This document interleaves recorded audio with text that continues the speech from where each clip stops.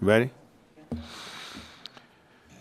Having been properly advertised in accordance with the sunshine laws of the state of New Jersey, today, 5/15/2025, the meeting of the Jersey City Rent Leveling Board is called to order at 6:10 p.m. Can I please have a roll call? All right, we're going to have a roll call. Alexander Hamilton, Present. Danon Hill, Present. James Eacock, Joe M. Williams, Present. Mark Issakoff, Michael T. Brown, Sullivan C. Johnson.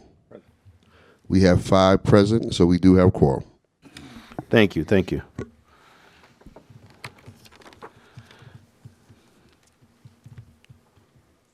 There being a quorum, the meeting will proceed as such. Thank you for attending our meeting tonight. Everyone will have an opportunity to speak. Please speak only when recognized by the chair to speak. Address the board and not your adversary. Keep your presentation to the issues in question. The board will listen to all sides of your complaint or application and come to a decision. All parties will receive the written decision within 3 weeks. You will then have 45 days to appeal the decision to the Superior Court. So if you do not like our decision tonight, please be civil and appeal it when you receive it in writing. I count on your cooperation tonight. Thank you. One thing I'd like to add, when you come up to address the board, you will be given 3 minutes to speak on both sides, tenants and attorneys and landlords. Okay? First case tonight is H 2024-0005, hardship application for 201 St. Paul's Avenue.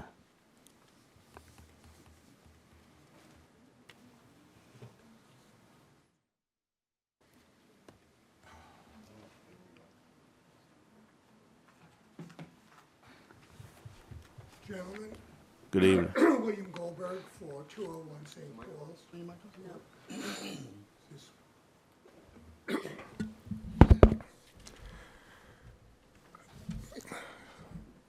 You have all the information before you. Thing about the rent board is that they have records of all submissions of proper rent, so everything is there. Likewise, with regard to expenses, there are taxes, there are homeowners association dues and fees, there are insurance costs. These are all listed. There's no contestation about any of the expenses. So what you have in this situation is a 40-year impact of rent control on one landlord who has done nothing over the course of the last 40 years to seek, well, I shouldn't say done nothing to seek, who has not appeared before this board to obtain a hardship or anything else.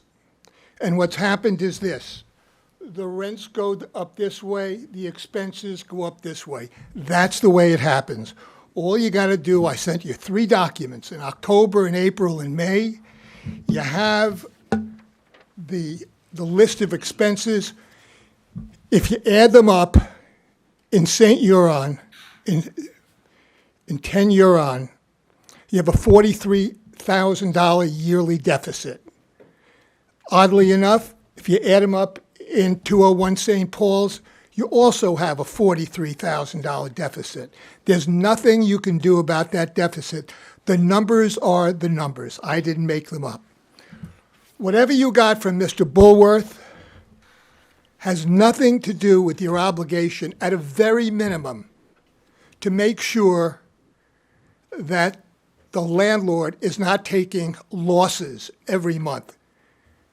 Because if he does take losses, prima facie, without question, that is confiscatory. And I don't want to even cite case after case after case which say that rent boards cannot allow a landlord's rights to receive income. He's not subject to confiscation.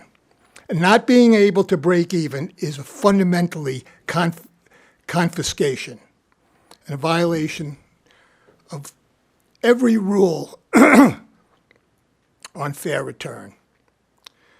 So that being said, the only thing you can do is then turn to the issue of fair return. I'm assuming, because the numbers are the numbers, that this board will say this landlord should not have to proceed every single month to continue to take losses in a building that he has operated for the last 46 years without seeking any exceptional increases from this board. I can't tell you how many tax lien cases I've handled, but probably 50. 50 tax liens, cases that I had to resolve. And why? Because the landlord, his name was Mort Ginsberg, he passed away in 2020, because he was taking losses every month and he couldn't pay his taxes. So whether it was 50 or 100 cases, we'd pay them when we sold some units, but basically he was taking losses every month for the last 15 or 20 years. The greatest blessing in the world that he never sought to do anything about raising increases beyond what the tenants were paying for all of those years. It's a miracle. It's a mystery. But he did it. So what am I doing here if the numbers are the numbers on the issue of confiscation? I'm here to talk about fair return. 1 minute, Counsel. And where does fair return start? Fair return starts at the point where he breaks even, at the point where you give him his $86,000 for these two units, 43 and 43. So whether it's, I can cite you case after case after case, but you know every landlord's entitled to a fair return. A fair return, by the way, is not the consumer price index. In real estate investment, everyone here knows that fair return has to be based on the possibility of loss, so those numbers are up. I have suggested in my papers that a fair return on this building is 8%, 8% over the 300, whatever it is, $327,000. That should be his gross income for the two buildings. So it should be 8% over that number. Anything else would be unfair, wouldn't be a fair return. Thank you, Counselor. Sure. Thank you.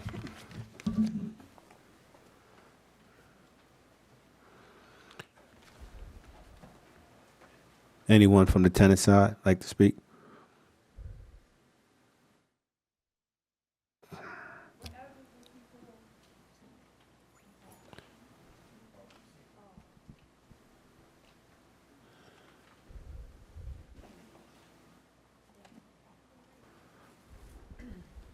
This is, for the record, would be St. Paul and Huron, so the council is representing both, correct?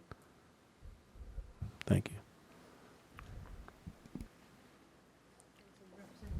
Yes, of course. Stephen Lipsky, Lipski, residing at 201 St. Paul's Avenue, apartment 17N. Raise your right hand, sir. Do you swear the testimony about the this proceeding is the truth, the whole truth, and nothing but the truth? I do. So, a couple of things. First, let me say that I reviewed all the documents for 10 Huron and for 201. And to Mr. Goldberg's point, in the transcripts from the November meeting on page 54, I mentioned then, and I'll repeat now, that under the rent control laws, section 260-10G, that I had asked that or I had mentioned that none of the checks that are required under that ordinance was submitted. So in the same way that he's claiming, Mr. Goldberg, that prima facie it shouldn't be confiscatory for him, in the same way it should be for the tenants. Meaning is that for the taxes, he supplied the tax record. Fair enough. His taxes or his client's taxes for 22, 23. What we didn't see was the canceled checks. And why do I say that? Because the compilation sheet we got was a projection for 2024. It wasn't the actuals from 2023. And then number two is the management company that manages the building also receives a payment for consulting or managing the 201 conversion. And I could show you from the documents that were supplied, the 330 some odd pages, the payment for the tenant registry came out of Rockford's checking account rather than a differentiation. So why do I say this? Is I made the case back in November that I understood that between the taxes and the maintenance fees that there was about a $69,000 differential. The record that I looked at that was supplied from Mr. Bulworth, and I find to be fair, but Mr. Bulworth just confirmed me it was supplied by the attorney, that it shows the differential cost, the operating loss at about $65,000 with a unit loss of about $5,000. So what that will translate into, and I just spoke to Ms. Bulworth, and I looked at the table that was supplied for both 10 and 201. 201 would be about a $250 per unit increase, and 10 you're on about a 270 and change, 271, 275. The only question I have on that is that if granted that that is the hardship and that's the differentiation loss, how is it that it's determined that each unit would get that rather than if it's a studio or one bedroom or a person, has a certain hardship? So other than that, as Mr. Mr. Goldberg had said in the last meeting, and I'll wrap up by saying, I don't think there's bad people or good people. I think the numbers are what the numbers are. And without having seen that documentation, I think there's at least a question mark in that. But I think the numbers that were presented in the packages to both 10 Huron and 201 are not grossly unfair. Thank you. Thank you. Thank you. Eric, do you want to mention that it's $250 and $270 per unit?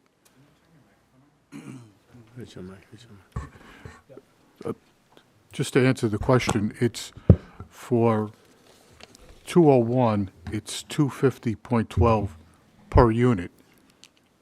And for 10 Huron, it's $271.25 per unit. That is So correct. it's not just one for the whole, for the whole apartment, each apartment receiving that. No, you receive that increase per unit. Yeah, Can I speak for a second on this issue? that is, 1 second. that is, so yes, that is for each unit, that they are identical in room size, square footage. The square footage and the room numbers, I should say, by room number, were not supplied in this application. So going forward, we just used it per unit. But yeah, I mean, if there is a difference in those units, then yeah, we can break it down even further by room or by square footage. That's cool. That's good. But this, yes, so the 250 and the 271, that would be applied per unit in each application each month Moving forward. moving forward, correct? Okay, because that'll explain why there's different increases for each unit. There's probably more, some might be 2 bedrooms or 3 bedrooms, and Sure, I can, the just give me a minute. rent will be higher. So yeah, Eric Bulworth, Assistant Director for Division of Housing Preservation. I was the hearing officer. Of course, You swear the testimony that in this proceeding is the truth, the whole truth, and nothing but the truth. I do, I swear. That's Bulwith. Okay, so based on the calculation that I provided, your first column, you all have that in front of you for the calculations. That is what the Bureau is recommending as far as an increase, and that's what it looks like for the recorded rents that were on file given those rent rolls. So you see there's a 2024, and then there's the one where there was a 2023, right? So it's what you really want, because we're past 24 now. You're looking at that increase, which is 250. Sorry, for 201 St. Paul, it's $250.12, and then for 10 Huron, it is $271.25. That's what that would have looked like last year if it was granted. So just keep that in mind, that this is just giving you an idea of what it would have looked like last year. All right. There is also a third column that I added in there where I did a base rent calculation for the property. That's if the landlord did their due diligence and they applied a CPI increase over the years. That's what the base rent would look like, okay? Not the actual rent for the tenant, because the actual rent is what the tenant is paying, okay? The base rent is the rent of the unit. And the base rent isn't always the actual rent, because there's certain cases, I keep going back to a property owner where I asked him, well, why is your base rent so high, like $1,000 some odd dollars, and the rent is $600? And he said, well, this is a handicapped individual who utilizes a wheelchair, and that's why and they're on the first floor, and that's why their rent is lower. But he understood that, and so that when that tenant moves out, that base rent can be applied to a new tenant. Okay, so when I reviewed the rent rolls for both of these properties, I saw that there weren't any CPI increases over the years, and so that is what it would have looked like. And again, with the rent increases, not much of a difference in a lot of cases in those units. And then, of course, that second column, this is what was recommended by the applicant or the property owner as far as a rent increase. Now, with my increases, we're looking a little bit over 5% profit annually. In the case of 201 St. Paul, 16% annual profit, point something. Again, with the with 10 Huron, we're looking just a little bit underneath there, so 11-12% increase. Every property owner, okay, you talk to a real estate agent, they'll say you want 10-20% annual profit. 5 to 10 is good enough. That's the bare minimum, okay? And you have to understand that they've also provided expenses, proof of expenses. That was also in this calculation, and it was considered. So yeah, the Bureau's recommendation is on the low end, but it's fair as per the ordinance, which is, fair return, equity in the property. It was not modified for inflation. Because I think, again, that kind of goes back to, well, then why can't I apply appraised value? Why can't I apply appraised value in the fair return? Well, because appraised value isn't written into the ordinance. Right. Okay. Do you have any other questions? Mr. Board, Sullivan Johnson. One question. Mr. Lipsky had mentioned something about canceled checks, and I understand that you said that the documentation or the expenses have been documented. Does your Bureau typically look for canceled checks, or were you comfortable with the documentation that was supplied? So, yeah, in my recommendations, there were some proofs that were omitted, and then there were some proofs that were omitted. In the case of both of these applications, there were the ordinance asked for proof of expenses and proof of payment of those expenses. So if you have an invoice or you have a bill, it's got to be backed up by a proof of payment. That could be a canceled check. That could be a bank statement. That could be a credit card statement. We tell these property owners, I mean, obviously they don't, everything is operable, but we'll redact it. But I tell them, if you're not comfortable with providing me with a whole bank statement, you could redact. I don't need to see everything. I just need to see that one line, oh, on this day and time, this money went here to pay for this thing.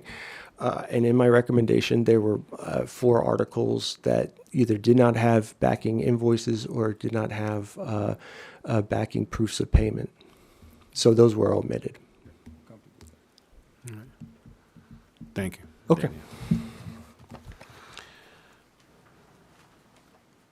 Excuse me, Assistant Director, I do have a question for you.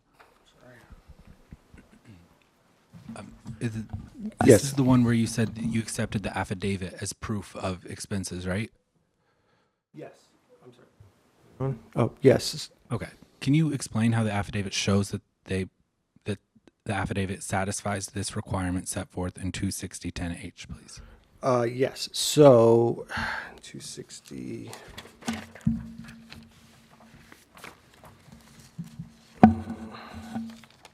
Would have to get-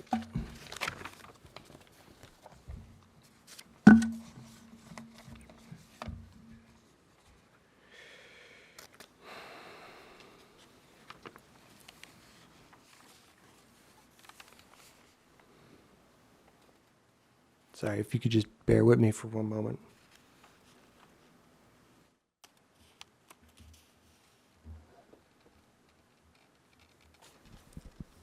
To add clarity to my question, I just want to specify for the record why we're accepting something other than what the ordinance requires.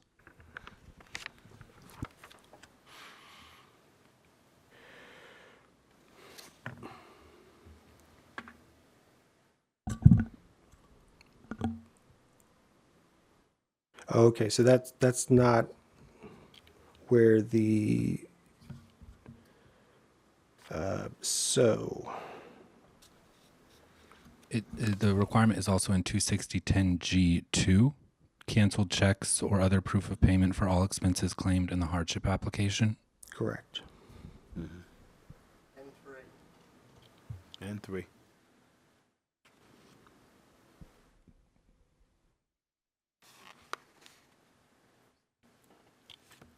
Done.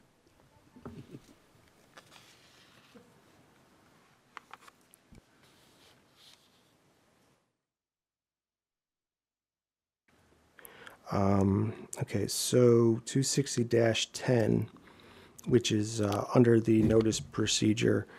It states notice procedure prior to application under this section to the board.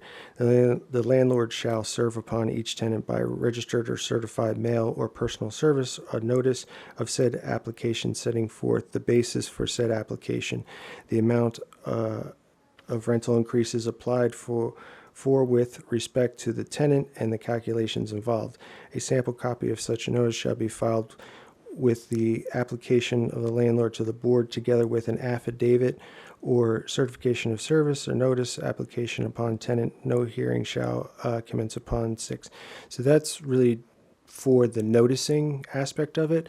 But yes, we do have the landlord also submit an affidavit stating that the documents, the proofs that they provided are, the truth, the whole truth, and nothing but the truth. But again, getting back to the proofs, yeah, sure, we have the affidavit there, but in the case of like proof of payments, I don't know what these proof of payments were for. They're just, you just imagine you have a check made out to so-and-so LLC or whatever company for an amount of money.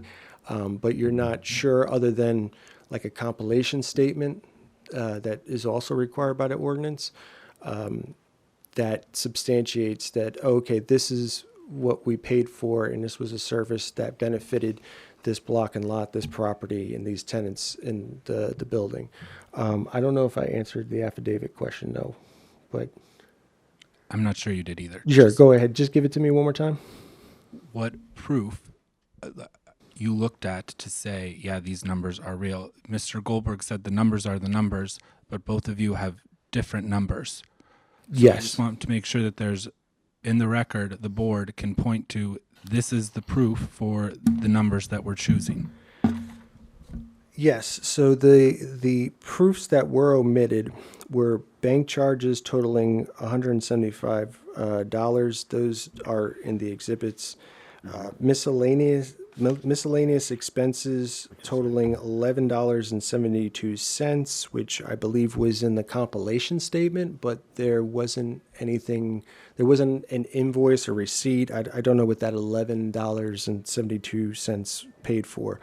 License and permitting totaling $220.50. Again, there weren't any proofs there for that. And electricity to vacant units totaling $25.21. I mean, I don't know what, I've included all the PSE&G proofs, so I don't know exactly where that like $25.21 came about. And that was just for 10 Huron. Let me just see. Okay, and then, sorry, that was also duplicated in 201 St. Paul. When these applications were resubmitted, I found two, after a second review of both applications, that they had the same proofs and invoices for each application. So you had proofs that only pertained to 10 Huron in an application for 201 St. Paul. So then I had to go back and I had to separate what applied to the one property, 201 St. Paul, and the other property, 10 Huron. And then, yeah, these four, which are listed in both properties, I couldn't determine, again, what properties they pertain to. I couldn't, I did not know what they were for, so I omitted them. They didn't have either, again, a proof of payment or a proof of the expense. Got you. All right. I have documentation from the packet that was sent. So Well, again, just so that everybody understands too, yes, there is the application that is provided to you by your property owner, okay? That may differ greatly from what was submitted to us. And their numbers are definitely going to, you could see in my calculation that they were totally different. So there will be some difference in between what you're seeing, whether it was provided to you or if you went on the citizen self-service portal and you reviewed that application, you're going to see the applicant's numbers and what the property owner is requesting and what the property owner thinks is a fair increase. Now, if you are a tenant, you should have been provided this application as per the ordinance, and the proofs upon a request too. I mean, that's all in the ordinance. Right. So, do you have any other questions? So just a quick question. So Sure. if they don't provide proof, it's not in your calculation. Correct. Yeah. So yeah, and that gets back to 260-10H, where it says claimed expenses that are not supported by bills or invoices and canceled checks, money orders, or appropriate proof of payment shall not be allowed. Okay, perfect. Thank you. Just seeing if there was anything. Okay. Yes. No problem. Sorry, but that, oh, sorry. Yeah. That goes to what you said about certain things were submitted, but they were not Yeah, and that oftentimes happens. I don't fault the property owner because the majority of these I either get from a third party, where they're the property manager, or they are an associate, an attorney. I haven't gotten one from an attorney yet, just, but, again, it's all about, I guess, reviewing the documentation and comparing it to what was provided the Bureau and what you actually have on file. But this is, again, everything that we received through the Tyler portal, the Citizen Self-Service portal, and that's what I was able to work off of. Right. Thank you. Thank you. Okay. Thanks, Mr. Bowles. Can I have one more question? Yeah. Just a bit of housekeeping, I would say. Sure. So in our package, we had a hearing officer's recommendation as of February 25th, 2005. Okay, yes. Okay, and it's recommending a provisional approval. Has anything been done in the last 3 months as it relates to this?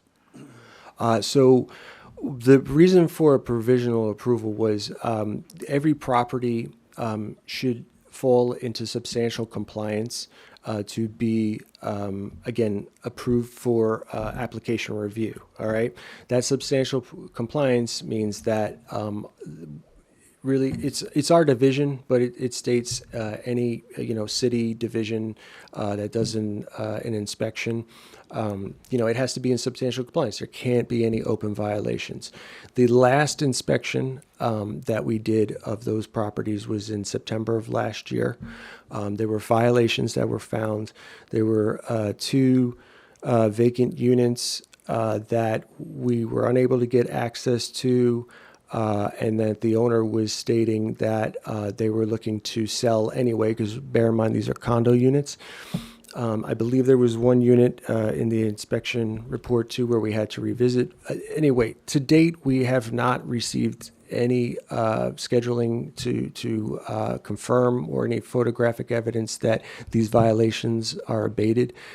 So they still do exist. So in the summary, yes, provisionally, if you decide to grant, I would recommend that you provisionally grant it for 6 months to allow this property owner to abate these violations and bring it into compliance. And that would be roughly 6 months starting today.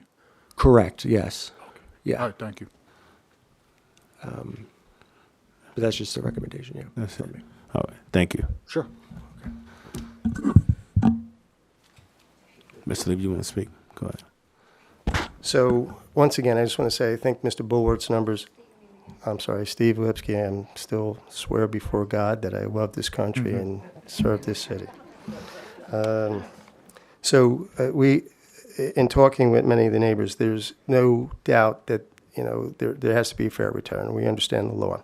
My contention is, and I always want to put on the record in case any of the tenants wish to seek to redress this in the courts after which, is that in 26010, G, 2, and 3, those checks never, either the checks or an affidavit were never supplied to the tenants.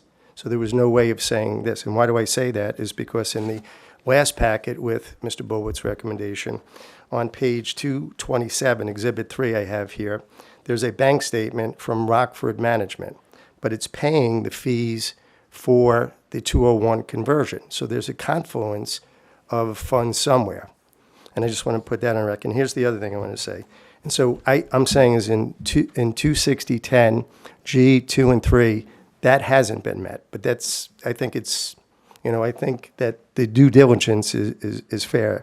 But I think just to keep it honest and transparent, and then one other thing is that on page 55 of the transcript, it said, and I said, so what Mr. Kilby supplied to the residents and the board was a compilation sheet. I have it here, and I was going to submit it as an article if needed to be. And it's a projected income for 2024 from January to June, and then there's the projection from July to December. Meaning is that they didn't make the case in compilation. That compilation sheet should have been substantially filled out for 2023 stating the differences between what the costs were and what the expense or the income that they were taking to show that hardship. And that's, so I have this from the packet. I just want to put that on record, so you can take that into consideration. Thank you. All right, thank you. All right. Motion to close the public portion of the, Make a point. step up, Counselor.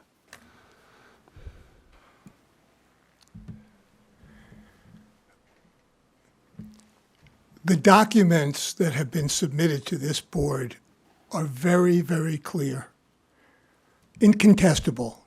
Landlord's losses are $86,000 a year, 1 and 1 or 2. You have the taxes, you have the monthly maintenance costs, you have the insurance, you have all the documents that show, all you gotta do is look at them, $86,000 of losses. Mr. Bulworth has concluded that with the fair return and utilizing the fair return and the losses, he finds a total of everything of around $60,000. If you give him if you give the landlord a 6% increase over his current rent with the $86,000, it would come to about $327 times 6%.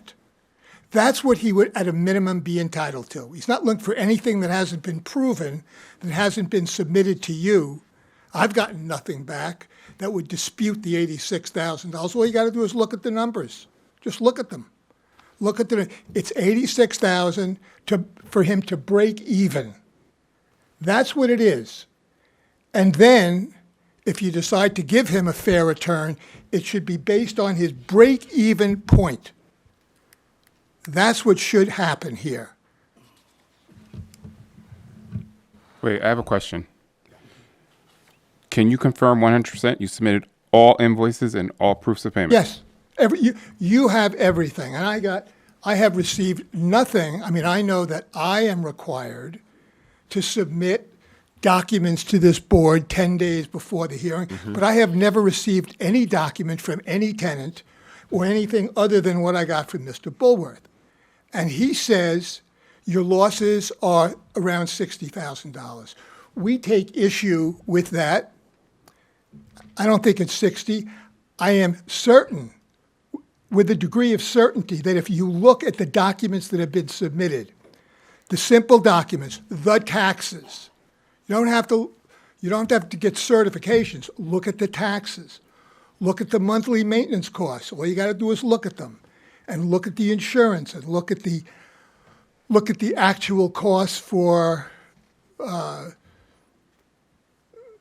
the additional cost for the maintenance, not the cost of payments for maintenance, but in any event, those documents are clear, and I would say that they are uncontested.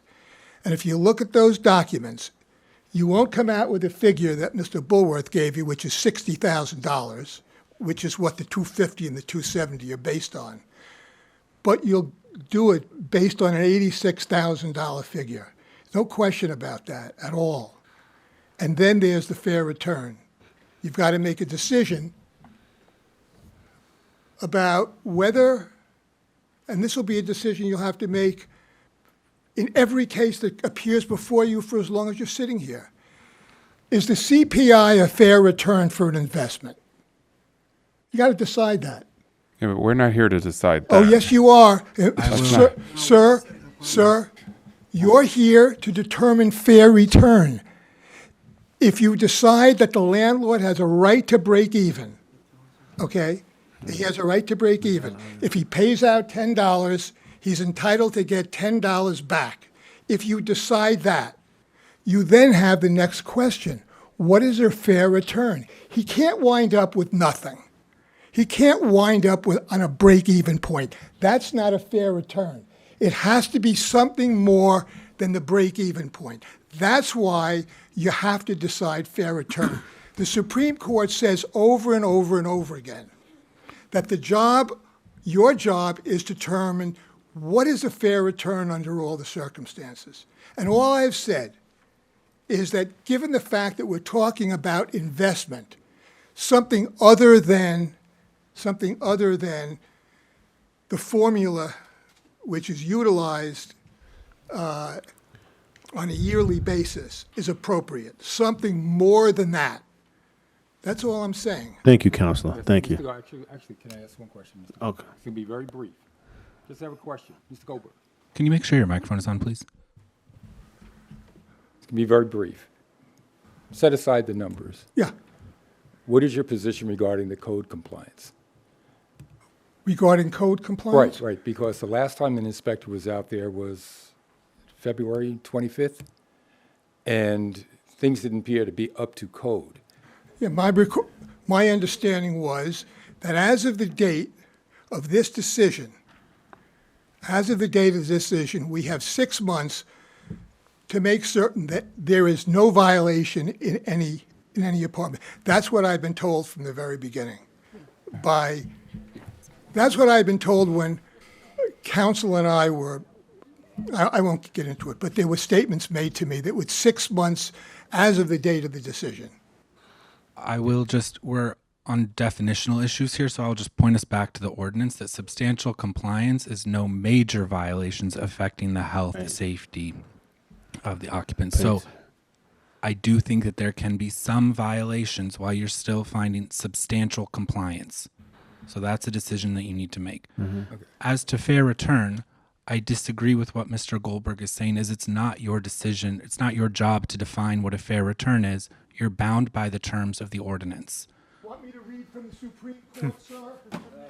Would you like me to do that? I'm Because not. when you say, excuse me, when you say, look at the ordinance, there's a statement from the Supreme Court which says that's not what you do. You make a decision. The ordinance doesn't make a decision on what fair return is. How can the ordinance look at the totality of the circumstances for a particular landlord and determine what a fair rate of return is? You make the decision based on all the facts as you see them. I don't want to get into what but that's what the Supreme Court says. The rent board makes a determination as to what fair return is. So, Counselor, let me just say this. Once we make our decision, you have 45 days. Of course. So Of course. let's just, whatever decision we make tonight, you get 45 days to appeal it. I will say Either that side. I do agree with what Mr. Goldberg is saying is that it's not a break-even ordinance, right? If you can't pay your bills and your bills are substantiated, then you're entitled to a hardship increase. And the hardship increase isn't just to zero, right? It's to the 2.5% plus the passbook rate of return in the city. That's where those numbers are coming from. And that's it. Then that's it. That makes sense. To me, it's got to be something more than simply the CPI. If you have an investor who's It's putting in not the his money, CPI. that's all I'm saying. It's the ordinance. My job is to advise the board. I advise you to look at the ordinance. Thank you. Motion to close the public portion of this meeting. One last thing.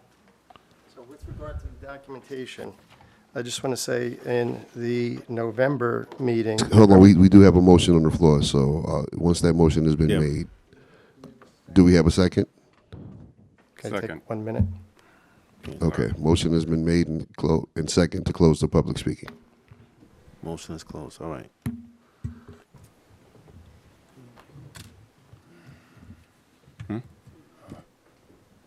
Second.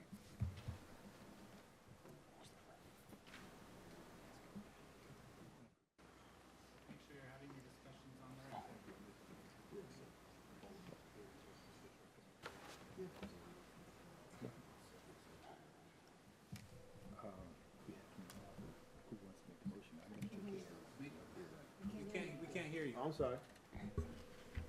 All right. Steve, you want to go ahead?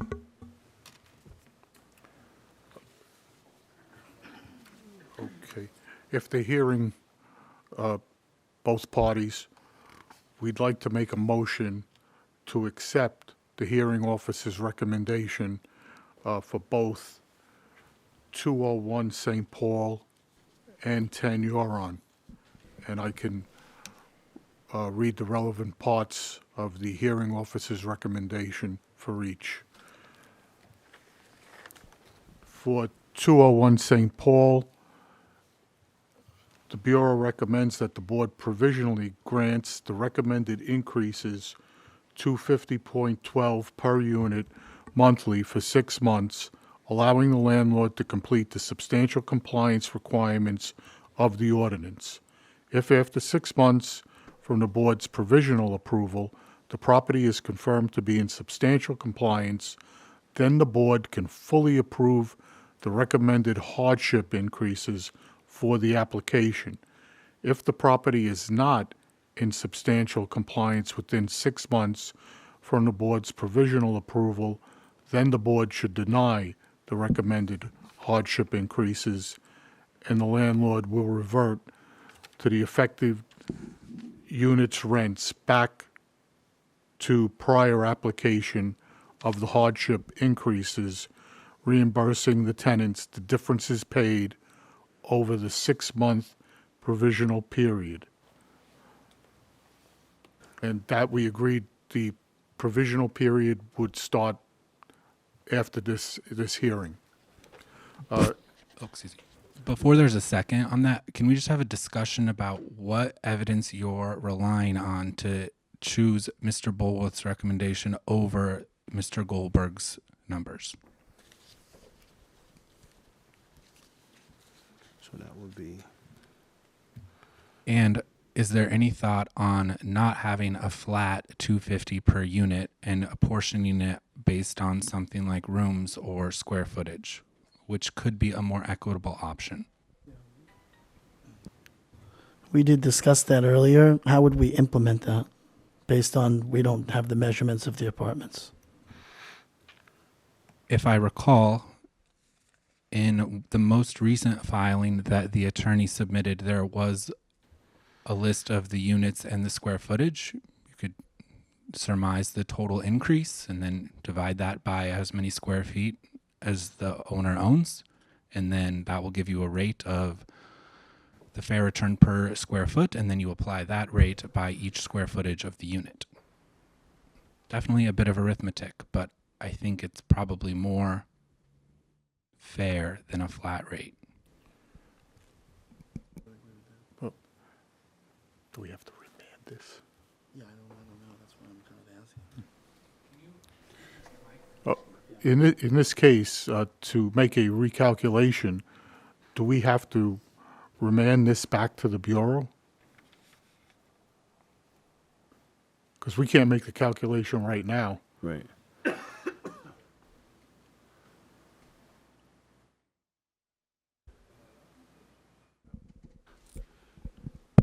Sorry, Hearing Officer Eric Bulworth again.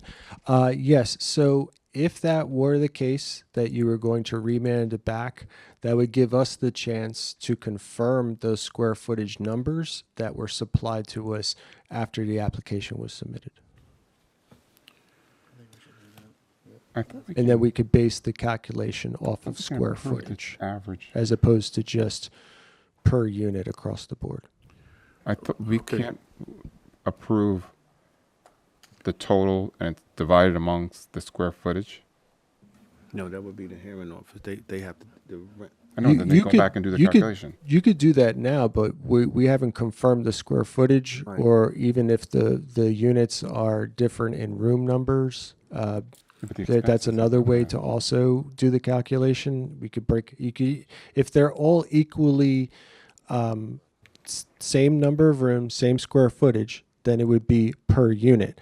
As per the submission of the application initially, there wasn't any room numbers on rent rolls. There were, but that was their calculation wasn't based off of rooms or square footage. After the fact, they supplied the square footage. But if you want us to revisit that, recalculate it, we have to go back, reinspect. We have to reinspect anyway to make sure that these violations are abated. But if you want us to, we can confirm the square footage or the room count, and then we could calculate the fair return based off of that per unit.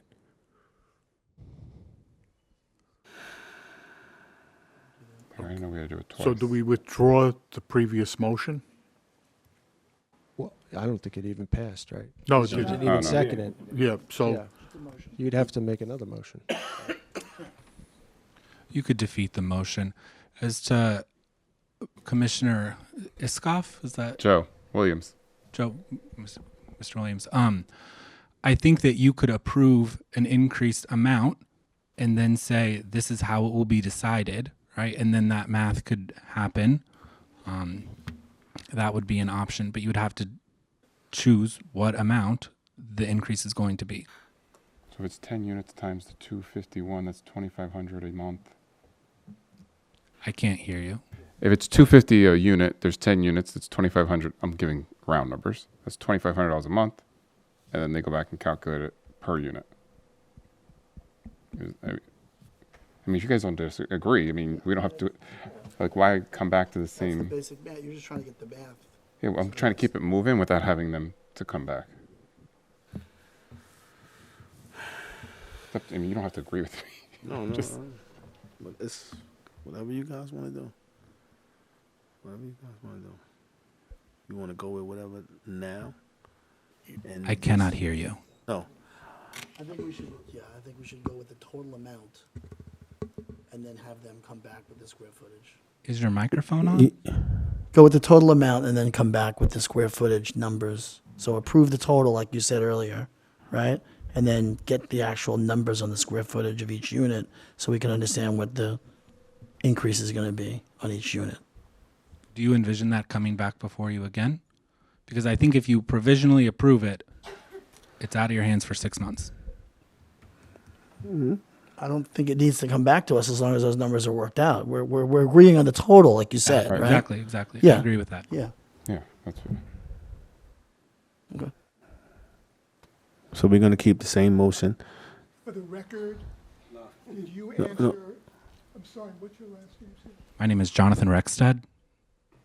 Call Jonathan's question that he asked you, and I think it's extremely important for the record, obviously, from my Yeah, perspective. we will get Put it there. up. While we're making our decision, Yeah. we will get there. We will. Okay, have a seat and we'll get to the question. We are figuring out some other things. No, I understand, but If we were going to move forward or send it back. So I think it's very important. and while we're making a decision, we will get to that.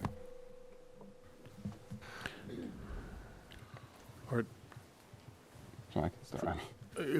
So if we do want to make a motion, I think we're clear on what the annual increase should be. We just need to, it needs to be worked out now as an allocation by square footage instead of per unit. So motion to accept. it. Yeah, I think that's a modification of the assistant director's recommendation. Right. Right. Okay. All right.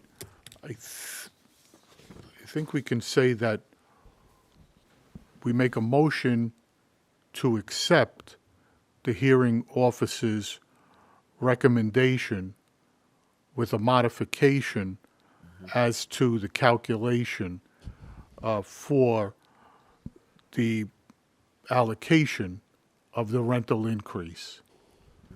And I can basically read the provisional hearing officer's recommendation, but just provide the total dollar amount. All right, so we have a motion to modify the rent leveling board's determination. Do we have a second? Second. Okay, so we're going to vote on this. So in the case of H. Huron, the vote is to modify the Rent Leveling Bureau's decision. Alexander Hamilton. Yes. Nay? Yes. Dana Hill? Yes. James Eacock? Yes. Joe Williams? Yes. Mark Issakoff? Michael Brown? Sullivan Johnson? Yes. Okay, the motion passes 5-0. Motion has been accepted to modify. Thank you. Thank you. And we're going to stay here because it's the same case. Okay, so same thing. In the case of, thank you, Gary, 201 St. Paul's Avenue, again, the Rent Leveling Board is voting to modify the Bureau. Right, thank you, sir. So we ask for a motion, thank you. We ask for a motion for the Bureau, motion of modification of the Rent Leveling Bureau's determination for 201 St. Paul's Do we have a motion? Motion. Do we have a second? Second. Okay. Now we're going to vote on the motion to modify the Rent Leveling Bureau's determination for 201 St. Paul's. Alexander Hamilton, Yes. Dana Hill, Yes. James Eacock, Yes. Joe Williams, Yes. and Sullivan Johnson. Yes. The motion and the vote, rather, to modify the Rent Leveling Bureau's, determination for 201 St. Paul's passes 5-0. Thank you.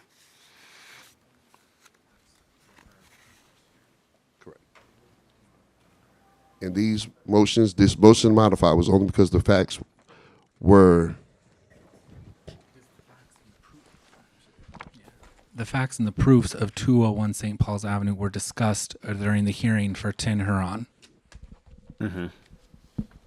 Thank you, counsel.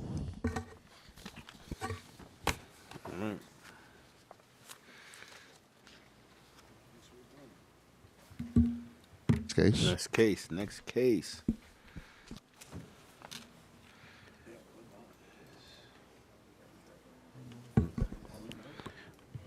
(110) Warner.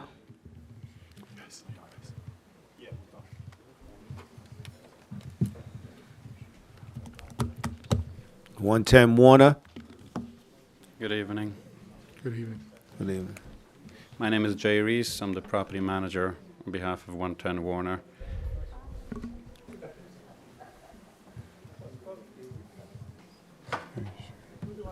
Just have a seat right there. Sorry, folks, if you could just remain quiet. If you have any conversations, please take it out into the hallway. Thank you.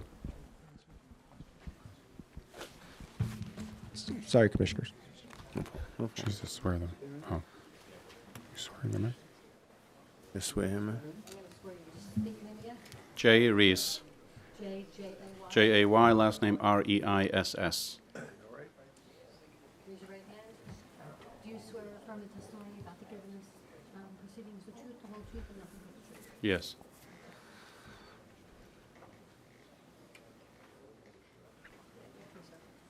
Okay, proceed.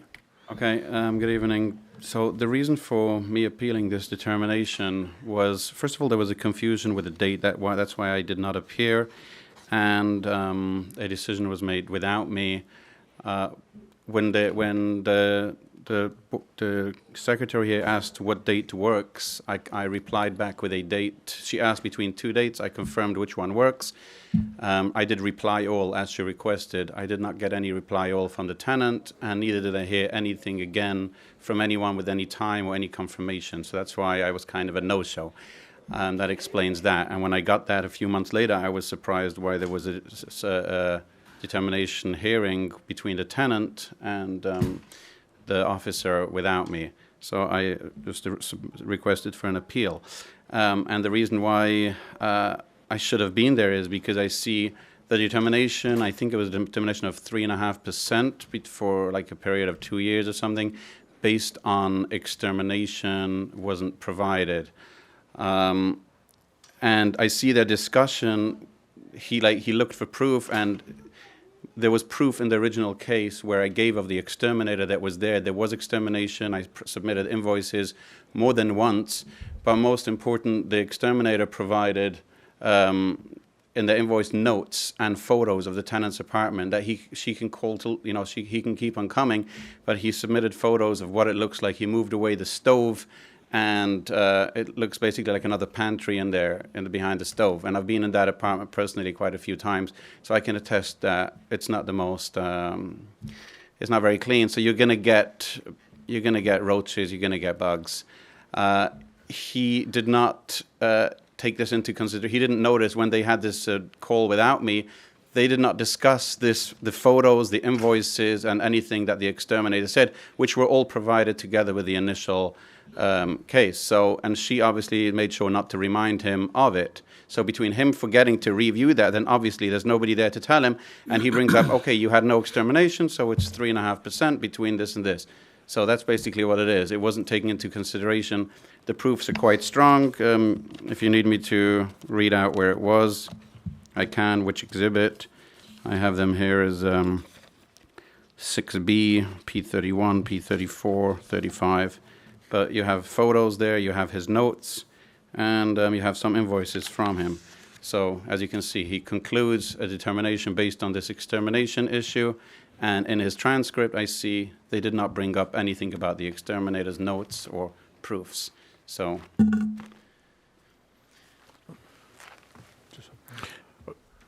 Just have one question for the Bureau.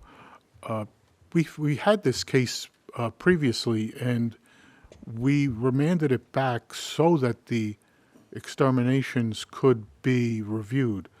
So were the exterminations reviewed? Because from what we have from December 16, 2024, the decision that granted the 3.5% rent deduction, at that point, the exterminations hadn't been reviewed. So we need an update.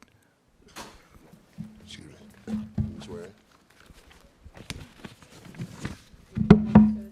Yes, I am. Right hand, do you swear testimony about the given proceeding is the truth, the whole truth, and nothing but the truth? I do.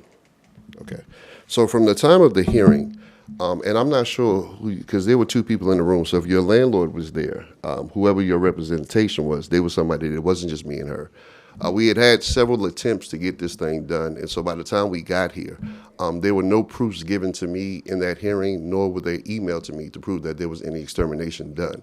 Within the determination, you'll see that from the time limit that is factual, there is no evidence that there was any extermination done. If anything, she was blamed because they said that we couldn't find the proper time to connect with her in order to get into the room. In the hearing, she also proved to me that they never gave her ample time. So if 24 hours, if a person is working, 24 hours is not ample time if you're not going to do it outside of their work hours. And so the determination was based upon the fact that up until the time that we had the hearing, there was no evidence that was given to the Bureau to determine that any extermination had been done at the time. From what I recall, what you're saying is true, but I think at that hearing, the last hearing that we had, the exterminations were provided into evidence. No, not for this case. This is my first time with this case here. Yeah, this is the first time for this case here. That's a separate case you must be talking about. Okay, maybe, because I thought I recalled No, this is our first time with this case. before. Point of clarification. Yes. In looking at the documents for this one, I also thought I saw two extermination invoices. No, not in this one. I don't have anything. Show it to me. Yeah. Okay. So again, everything that we've given you in the email states that from this time frame, and the determination is based on this time frame. Right. So if there was anything that was done outside of this time frame, that was not within this determination. So Gotcha. Okay. let me just ask a question too. Also, how many apartments are in this building? Yeah, I believe it's 9 total. 9. Yes. Yeah, 9 total. 9 in there. Okay. All right. Oh. Anything else? Oh. But as Sullivan mentioned, we did see two exterminations in the package we just received. What was the time frame? Of the exterminations? Right. Are they within the were- time frame? Yes. Okay, let me just Sure. clarify. Makes me sound like I'm crazy here, but I'm not. So, my very original response within the first time frame of the petition was a letter exhibit 6P24, dated 5/16/2023. All my proofs, I haven't submitted anything since then, so I'm not sure what he's referring to. All my proofs of the extermination, the photos, everything was done in this very original response of mine, and I haven't even submitted anything since. So there's clearly a mistake here, and it's getting reconfirmed again now. Like I said, all the invoices and the photos were submitted as my first response and never done anything since. And then to clarify, seems to be confusion. I've never been here before. There was no other landlord. This is my first time. There was a determination which wasn't in person. It was on Zoom or Teams, and this is my first hour, Warner 110, the landlord's first representation here. Okay, fine. I'd like an opportunity to speak to the tenant. Good evening. Good evening. Dominique Galloway. DOMINIQUE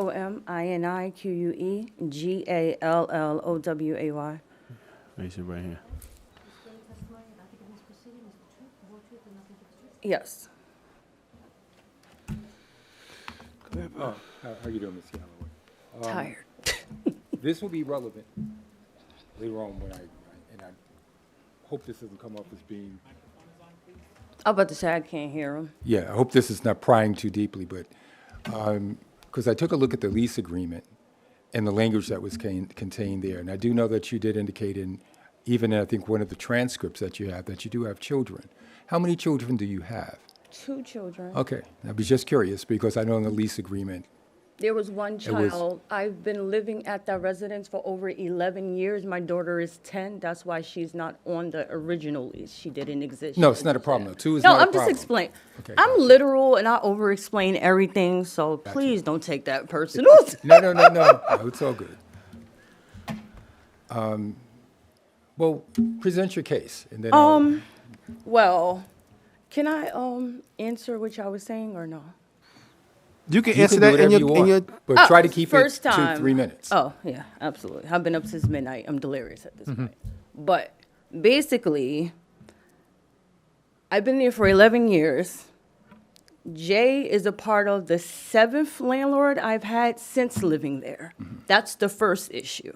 The second issue is when we get an exterminator, it's here and there. It's not every month, which is why the problems can continuously be there. There's 9 units. Myself and apartment 9, which is above me. I've been there 11 years. He had been there longer than I. Everybody else is in and out, in and out, in and out, which is why the rodents are in and out, in and out, in and out. We all know this is Jersey City. We all know rodents move with people, which is why it's the constant turnaround. When I emailed the landlord, when I originally started this case, that's because they told me, no, we're not sending no more exterminators there because you're the only person with rodents. Right. I'm on the 2nd floor. There's 3 floors plus the basement. I highly doubt that mice walk up to the 2nd floor apartment to knocking on my door and say, hey, can I come in? It's impossible.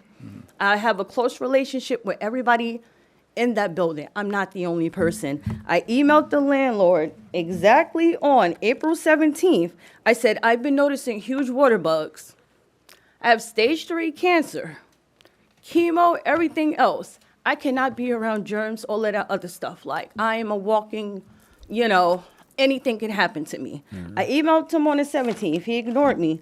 Emailed him back on the 29th. I said, something has to be done about these water bugs. He said, the exterminator will call me on the 29th. I emailed him on the May 7th. When am I going to get a call? He emailed whoever's in control of the building now, told him to check it out. He's like, oh yeah, he's coming Friday.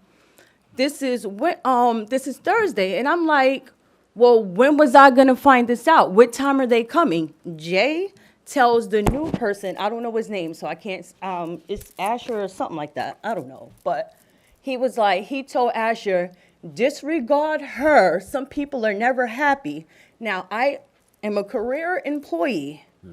You can't tell me 8 o'clock at night that somebody's coming tomorrow at 9 o'clock a.m. I am going from my house from 3:45 a.m. and I don't make it back home till 4, 5, 6 o'clock after going to doctor's treatments and being a mother. You can't email me 6 o'clock at night, oh, exterminator's coming tomorrow, clear out the apartment. How? I go to bed at 8 o'clock, which is why I asked to sit down. I'm dizzy. Now, when it comes to the rent, when the first email chain started with us, my rent is magically late. I printed out my credit report over 20 years of credit history. I have 0 late payments. Why would I start now? My rent, last month, again, we got the email, a confirmation date, another late rent. I got proof of that. Now, I literally asked them for access to the portal. I have not had access to the tenant portal for the past 2 years. I have email proof of that. I said, I need access. I can't access the email. They goes, oh, something's wrong with your email.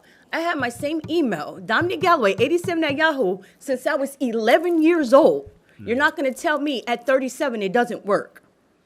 Every month, I have to say, did you receive my rent? Did you receive my rent? The rent from last month, I mailed April 7th. They claim they never got it because mail takes long. I mailed June rent on May 7th. They cashed it already. How you got May rent, but how you got a check from May, but you didn't get a check from April? I've been a clerk for 13 years. You're not going to convince me mail takes 2 months to get from Crestkill, New Jersey to Freehold, New Jersey. It don't work like that. And I have proof. I'm always being told, ignore her. We don't have to send an exterminator. Excuse We me. already. I'm sorry. Sorry, Miss Galloway. Oh, I know where the vote is coming from. Just so that we want to stay on topic. No, this is the topic. This is Okay, the whole this case. is I didn't a step failure off. to maintain services Right. petition. I was just about to. Yeah. Oh, Just well, ask you no, to but please- this is the failure to maintain the, all of this about rodents from that Oh, day we're till talking now. also, but you're mentioning payments for rent and all, Oh, and that's really not because as that material. started because that started when these court proceedings started, which is, and I put it in that email, and they said ignore her, she's making it up. We're two different departments. If you're two different departments, how is my rent not received the exact month that this started? Needless to mention, Can you that give me just 20 more seconds and please just try to wrap this up? I asked for access to the portal to pay it online. They refused, and they said it in this email. We're not going to pay for you to have access to go online because we don't have to pay for it. But then when I have when I have tenant issues, like to put in a service issue, they tell me don't email us, put it on the portal. I have that email as well. If you tell me don't use the portal and you won't pay for me to use the portal, don't email us. How do I contact y'all? I'm done. All right, okay, thank you very much, Ms. Galloway. Well, here's my concern. Okay, I just want to add one thing. So when you look at the receipts that were sent to us because I'm just dealing specifically with the rodent situation. Yeah.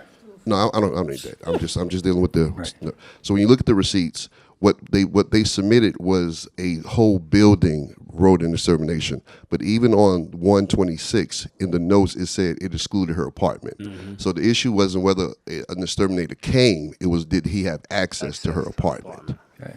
Right. And he did. I would have a question even regarding access. This will help me with my decision, at least my opinion on the decision. So you're a tenant. Does the landlord or a super or anybody else have a key to your apartment? No, when I'm informed in advance, I leave my door unlocked or I leave my key with either apartment 9 or the old apartment 2. When I am contacted, I was not contacted. If there's an emergency situation for somebody to get into your apartment and you're not available, what kind of provisions is set up? Or is there anything that has been set up between you and the landlord if there's an emergency and somebody has to get in your apartment? If he calls me, I contact the person that has keys to my home and they can be there. Okay, So yes. all right. The other is, I did have an opportunity to take, and this is, and pardon, it's just try to look at things factually. When I looked at the documentation that was supplied in terms of the photographs, because I think that's also key. What was the condition of the premises? Now, he pulled out the stove. I didn't know that stove can come out like that. So it was stuff under the stove, and he swept it out the way, and he said, oh, you don't pull out the appliances. I said, if I would have pulled that and something would have broke, you would have told me it's my fault. And I had plenty of emails. Every time I put in the service issue, he said, we didn't break that. That's not our fault. And I also have the city violation list right here, and it's the same problems in my apartment to this day, and this is from 2.5 years ago. I wasn't as concerned, just in full disclosure, at what was behind. Did it concern me what was behind the stove? To a degree. But there was stuff in front of the stove. That's the In stuff they front of the pulled out. stove. I work. No, I'm talking about the I'm condition sorry, of but what I- no, absolutely. I apologize for Yes. because I'm trying to answer him and he's what? All right, I'll shut up. Go ahead. Yes, there was stuff behind the stove, but I was looking at a picture of what appeared to be a refrigerator and a stove.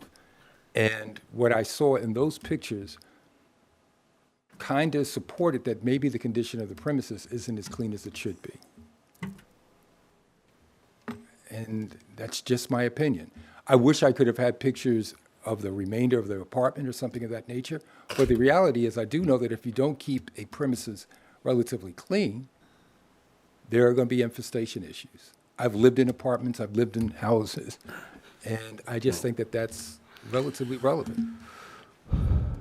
Can I Unless- jump in? Yes, You're please, just repeating please. yourself, and I want my chance.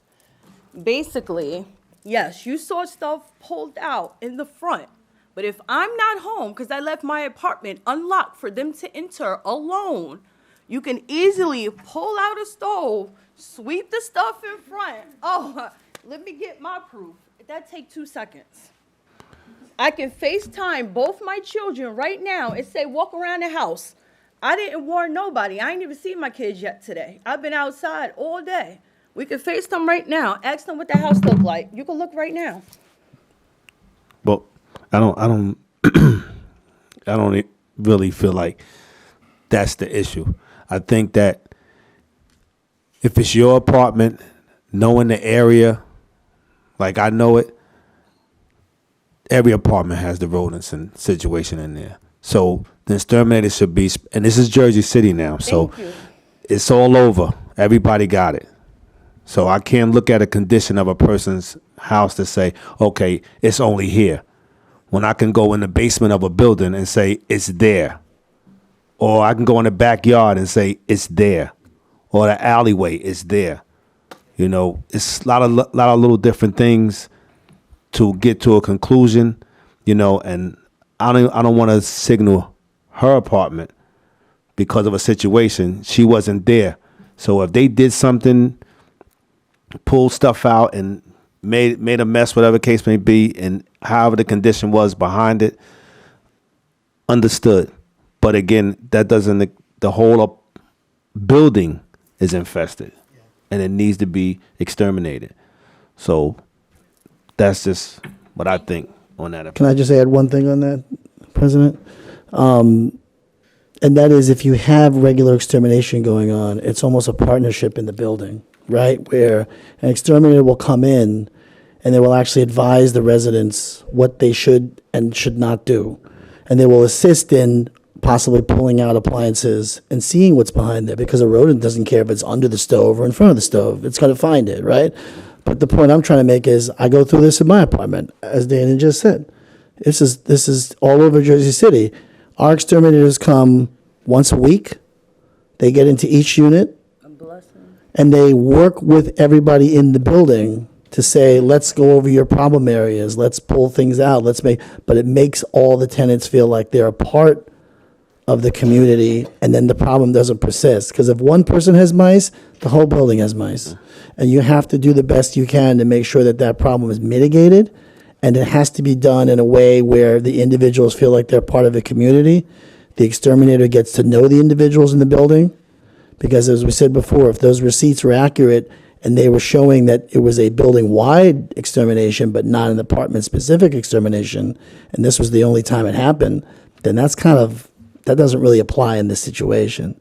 So I would just say, whatever happens forward, whatever we decide, make sure that when you get an exterminator in there, that they're able to get into each unit. You're working with each tenant in that building, and it becomes a personal relationship. I know my exterminator by name because he comes every week, and we have a conversation, we have a relationship. He helps me, and you know what? I haven't seen a mouse in my apartment in 3 years because of that.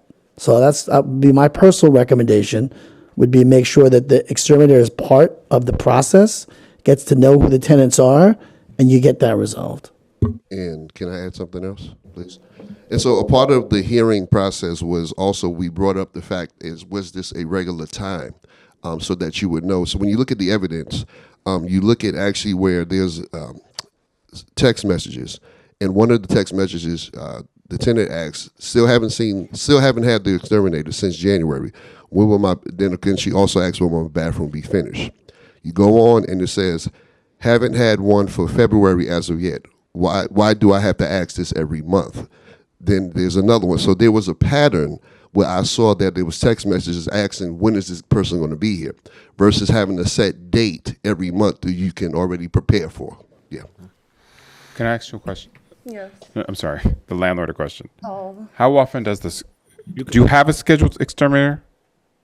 It's not every month, no.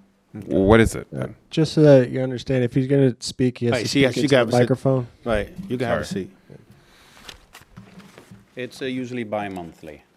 Every other month? Yeah, Is it like bi-monthly.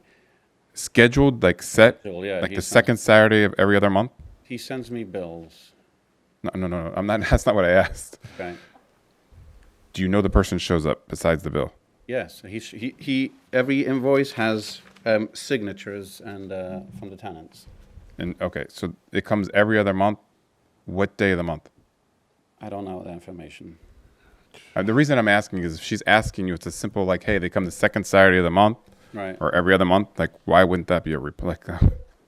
It's pretty simple to I solve. don't know the answer about that, but what I do know is that I made an appeal based on something, a determination made where clearly this wasn't discussed at all. Furthermore, Mr. Richards just said, even his testimony now was saying he didn't see any invoices about that, and then coming back and saying he saw that there was no access.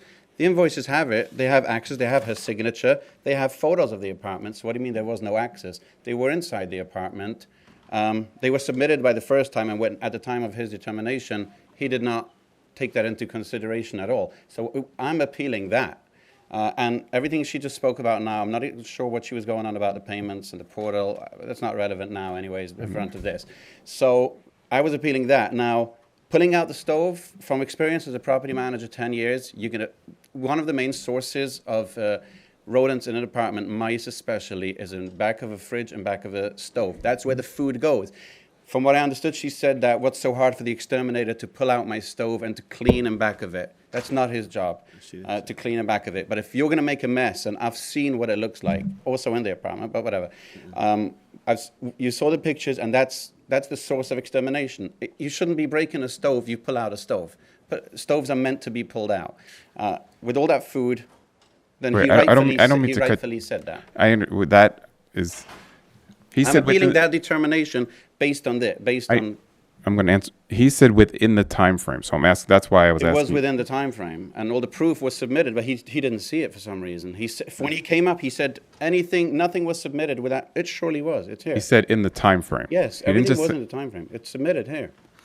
Okay, so my question is. Sure. So if you look at the two invoices we have, Can you there's say the only time two. frame so that we And can- right, they don't qualify for within the time frame. So he submitted two invoices, and the one invoice, and again, he has two invoices, and one specifically says that her apartment was not they couldn't get access to. So he's saying that the exterminator came, but there was still no proof that he went to her apartment. Right. And we only have two invoices, and the one invoice I have says out of the two couldn't get into her apartment. So the question again that he's answering is, do you have a regular schedule where somebody can get in there? And then when the exterminator came, he put an own footnote that I did not have access to apartment 6. So again, it's whether are they coming and do they have access? So the one that was in the time frame, they didn't get access, or neither one was in the time frame. Correct. Neither in the time frame. How Correct. can neither one be if we have signatures and we have photos? And your determination, you ask in the transcript, So wait, was there? hold on. What's the time frame? On the determination, let's go here. The determination, the time frame we're looking at on the determination. August 27th. From the months of August 2022 through November 2024. And what's the invoice dates? You have one invoice date for 1/26/2023, and there's the footnote that we could not access her apartment. And then you have another invoice for 11/30/2022.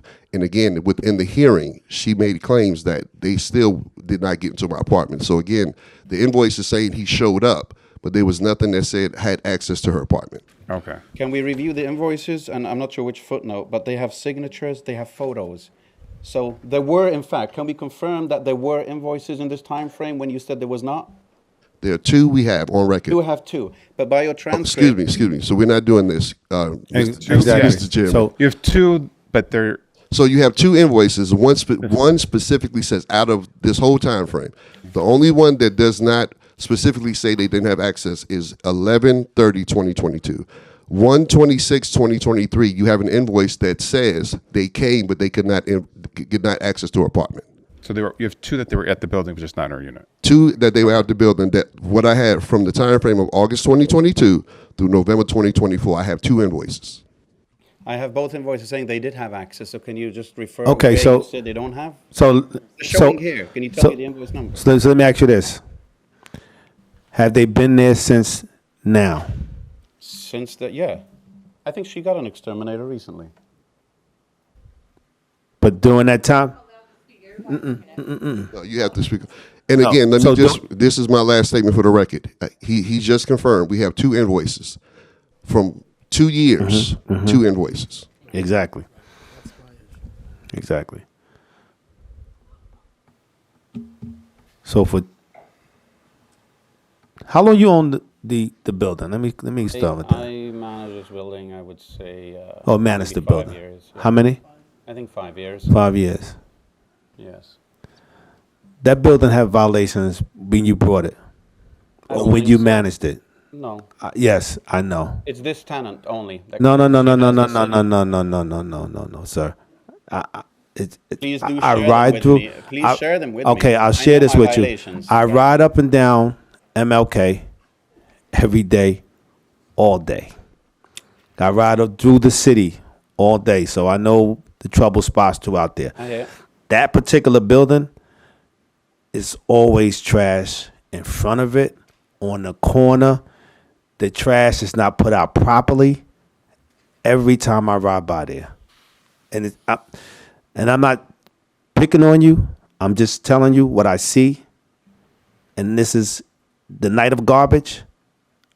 It's like the garbage bags are ripped open and the garbage is all over the street, especially on that corner. Now, I would expect the store or the restaurant across the street to have the problem. But I can ride down your side up by the school on a garbage night or even a night like now. I can go up there now. It's just like that outside. So the maintenance is not happening just for the building. I know already. So I don't know what's inside because I don't live there. But I know just from seeing the outside, the responsibility is not there the way it's supposed to be for the tenants.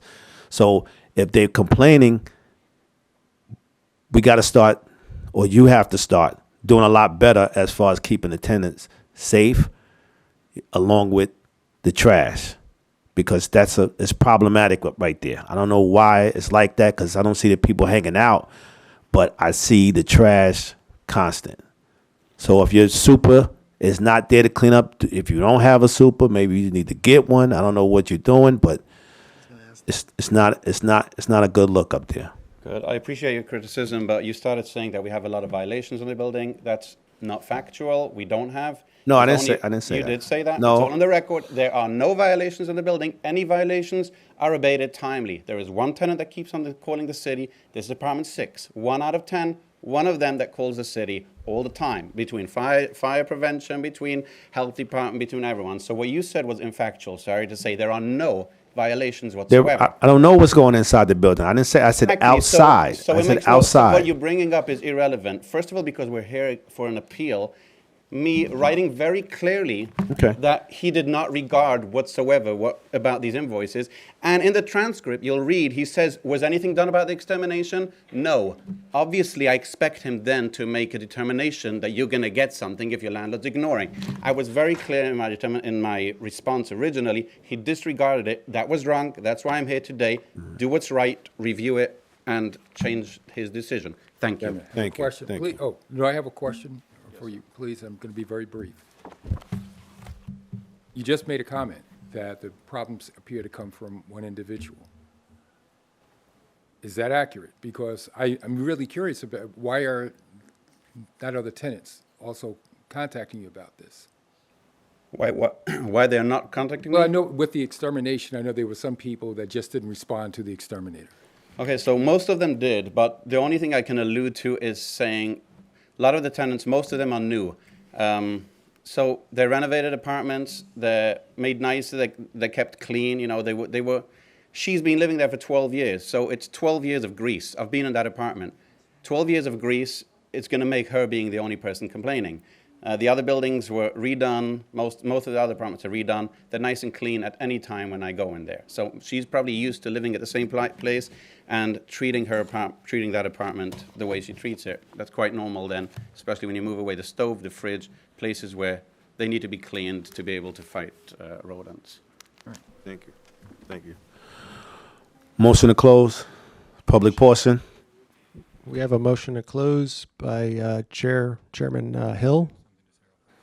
Sorry, Corporate Counsel. The determination also mentioned a shower faucet being broken. Is that something that we should discuss as well? Well, tenant, do you have a shower faucet problem? They finally. Come to the microphone, please. And then it's Well, the shower he's speaking of is on his notice of violation from September 20th of 2021, and that wasn't fixed until this year, around January, February. okay. So it's fixed now. Okay. Yes, 2 years later, yes. All right. All Thank right, thank you. Close it. you. Now we can close the. Motion to close the public portion. Sorry. So I have a motion to close the public portion by Commissioner Williams and seconded by Commissioner Hamilton.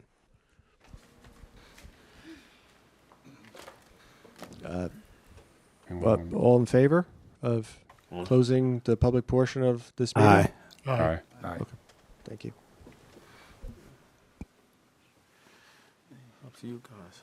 You want to read it out? Who wants to read it out? Who got something to say? Just You got something to again, say? you have to speak We're in the into the mic. microphone. We're in the mic. Thank you. Okay. You want to read it or? You,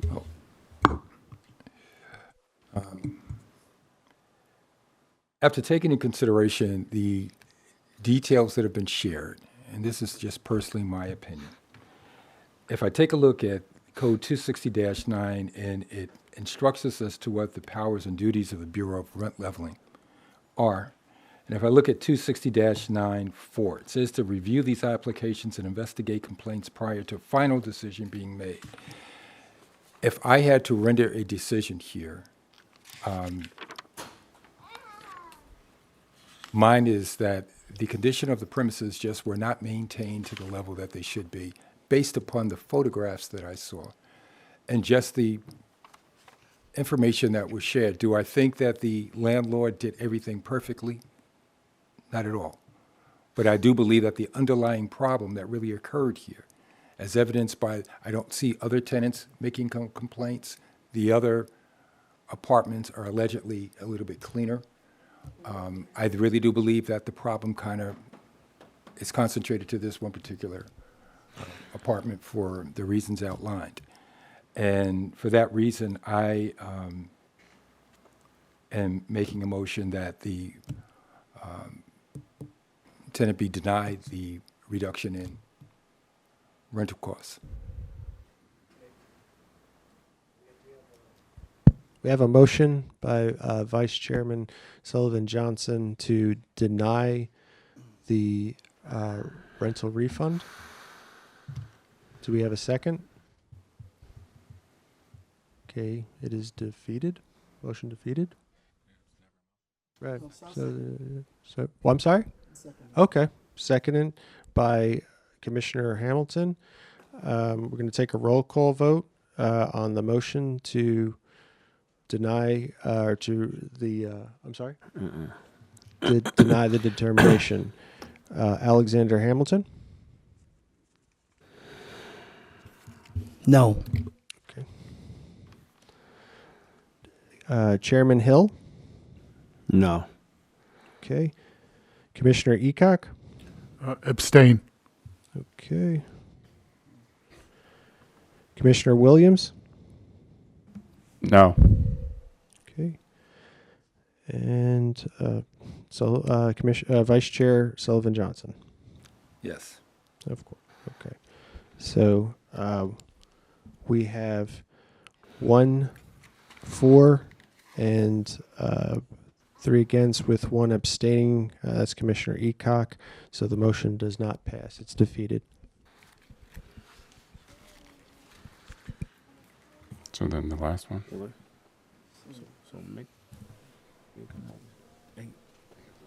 Hamilton. Yeah. Make the motion.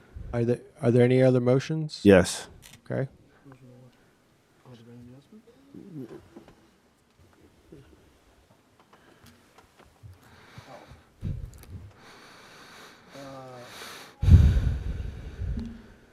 Make a motion to Accept. grant the rent reduction of 3.5%. Okay, so we have a motion to affirm the Hearing on. determination by the hearing officer. Do I have a second? Second. Okay. So we're going to do a roll call vote. Commissioner Hamilton? Yes. Okay. Chairman Hill? Yes. Commissioner Eacock? Abstain. Okay. Commissioner Williams? Yes. And Vice Chair Sullivan Johnson? No. Okay. So we have 3 to 1 with 1 abstaining. The motion passes to accept the hearing officer's determination. Sorry. Right. Okay. Okay. Can I make a comment, though? Yeah. Can I make a comment? Yeah? Okay. In general, even though this has been determined, I still want to go back to what I said before about there being a partnership between management and the tenants and this exterminator, because obviously this problem will come back to us again, and that's what I don't want to see. So I think we need to get on the same page and make sure that the extermination is definitely more regularly scheduled. If you can't reach somebody, then maybe the exterminator's got to come back for a special visit, whatever it may be. That being said, you know your stove can come out now, right? So let's make sure we take care of that too, because what you don't want to have happen is when the exterminator comes, they can't clean what's under there. Now, I'm not saying that dirt was probably over years because you didn't know it could come out, but now we do know. So now let's just make sure that we're doing whatever we got to do inside the apartment with due diligence. So the exterminator, who's now going to come back regularly, right, can actually make this work for both sides, right? Well said. Well, we're going to call the next case. Yes. Okay, Next on the case. agenda. Next case will be hardship for 336 New York Avenue.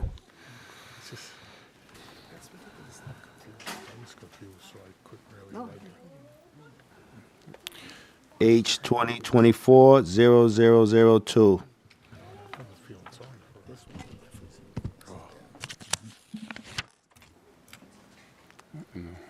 Miss Hurley? Yeah, this is pretty bad. Okay, tenant attorney. Hi, I'm Roberta Tarkin. Oh, Tark, I'm sorry, excuse me. I am Roberta Tarkin, attorney in behalf of T as in Tom, Yes. ARKAN.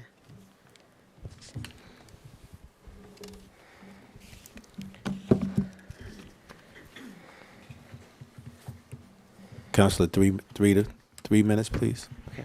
So I have not been here before on this matter, but I'm aware that there have been numerous meetings, hearings, and yet no determination. There needs to be a final resolution. The ordinance does indicate 60 days, within 60 days from the final submission of the landlord, there should be a determination.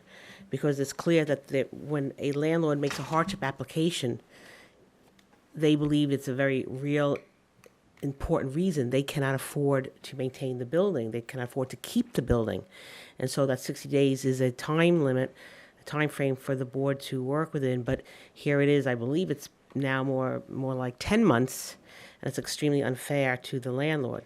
There was, from what I understand, a recommendation from the board. I believe it was indicated initially as provisional, but it's my understanding that from when this was issued, after this was issued, with the recommendations of the increases to the apartments, the violations have all been abated, so there are no outstanding violations. Now, I know that the tenant and the attorney have made, and perhaps, and I'm going to do it again today, bring up issues that will distract you from what we hear about today. We are here on a hardship application, and that's it. And the ordinance talks about the factors for you to consider, and therefore there was a recommendation that was made. The fact that the tenant may accuse my client of certain acts that you may find maybe even reprehensible, acts that you cannot believe happen. It doesn't matter, because we don't have due process here. We have it in the Superior Court, New Jersey, where they filed a suit. This is not the hearing to address these accusations, which we are saying are completely false, because every time the tenant has a problem, they blame the landlord. There's a frozen pipe. There's a pipe that burst. The landlord did it. Yeah, the landlord went and ruined its own apartment that cost them thousands of dollars. But that's the type of thing this tenant does. And then I understand that you on the board, you get concerned. I understand that. And any tenant can come here and make false accusations. Oh, they put stuff in an apartment to smell it up to make us leave. That's not here today and should not be considered. You should not in any way get to your emotions where if you think these tenants, we're concerned about them. That's not what we're here about today. We are only here about a hardship application. And as I mentioned, I know Ms. Hurley, because she did graciously send me a complaint that was filed in Superior Court, New Jersey. That's where those allegations will be met. And we can do discovery and all the normal procedures that parties can do to hash out those types of allegations and defenses. And that's where it should be considered. But your hardship ordinance does not in any way permit you to indicate or be these factors from the tenants or be emotional with respect to the tenants. It's just about, can this landlord, does he meet the burden in the hardship application? As Mr. Goldberg had talked about the different factors. The Constitution is very clear that a rent control ordinance has to permit an owner to make the fair rate of return. It's all from the Constitution, so that it's not confiscatory, as Mr. Goldberg talked about. So those are the factors that you are to consider, not the other factors that may play in your emotions. And we ask that you do the right thing. We want to end this today. We want to have a final decision so that we can now then put forward the increases to the owners so that my clients can now maintain the building properly, afford the building, and not have the losses that they suffer from every month, which really, in light of the fact the ordinance did indicate 60 days and it's now been 10 months, this is the right thing to do. Thank you. Thank you. Is there a representative from the tenants? Actually, before the attorney leaves, can I ask a question? Well, I can wait. You can wait. Let me just,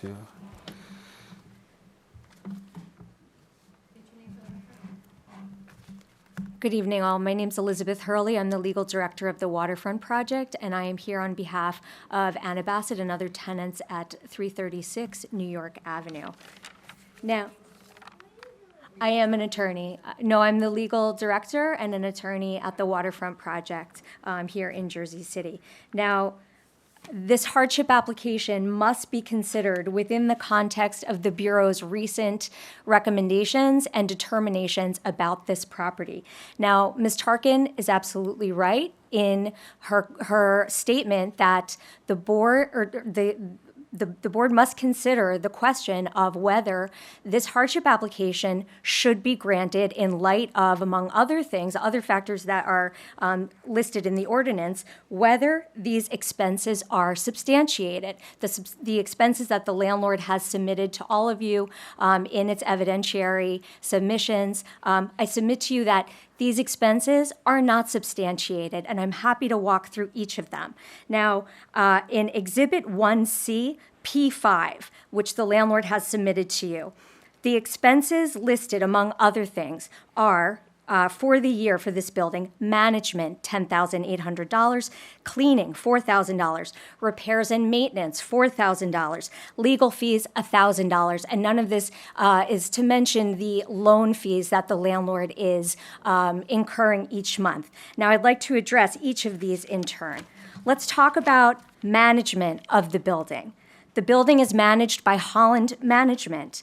Holland Management, the Bureau determined in its October 2nd recommendation, is part and parcel of Jersey Mountain 6 LLC, the owner of this building. These two entities are intertwined. They are owned and operated by the same exact individuals, and this the Bureau determined that the fees that are incurred by Holland Management do not take place within an arm's length transaction. There's no third-party estimate to legitimize the fees and fee schedules. The property management expenses billed from the applicant to the landlord were omitted from the Bureau's calculation, and that recommendation should be heeded.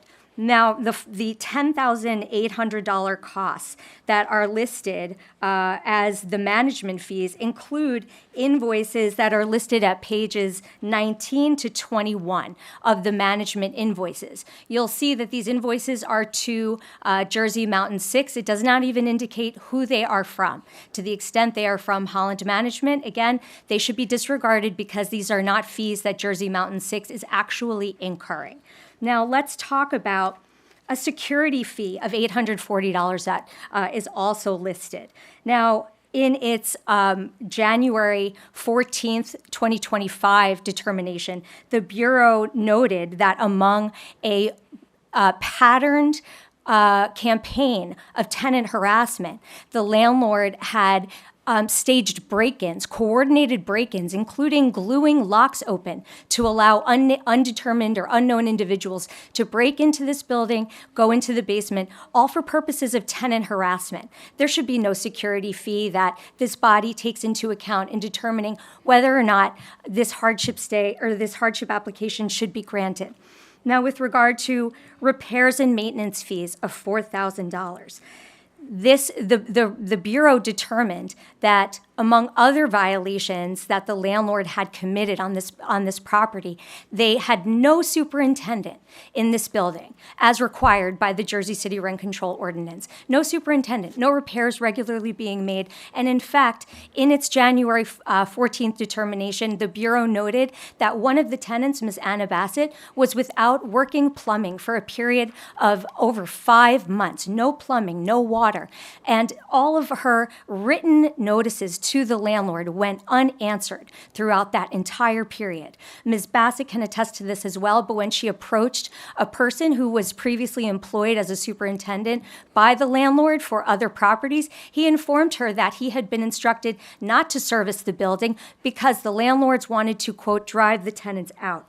Now, in light of that, and in light of the fact that beyond basic repairs, the landlords affirmatively damaged the premises in unspeakable ways, repair and maintenance fees of $4,000 should not be considered in this body's determination of whether the hardship application should be granted. Let's talk cleaning costs of $4,800 and really get into the weeds of what this landlord did in this building.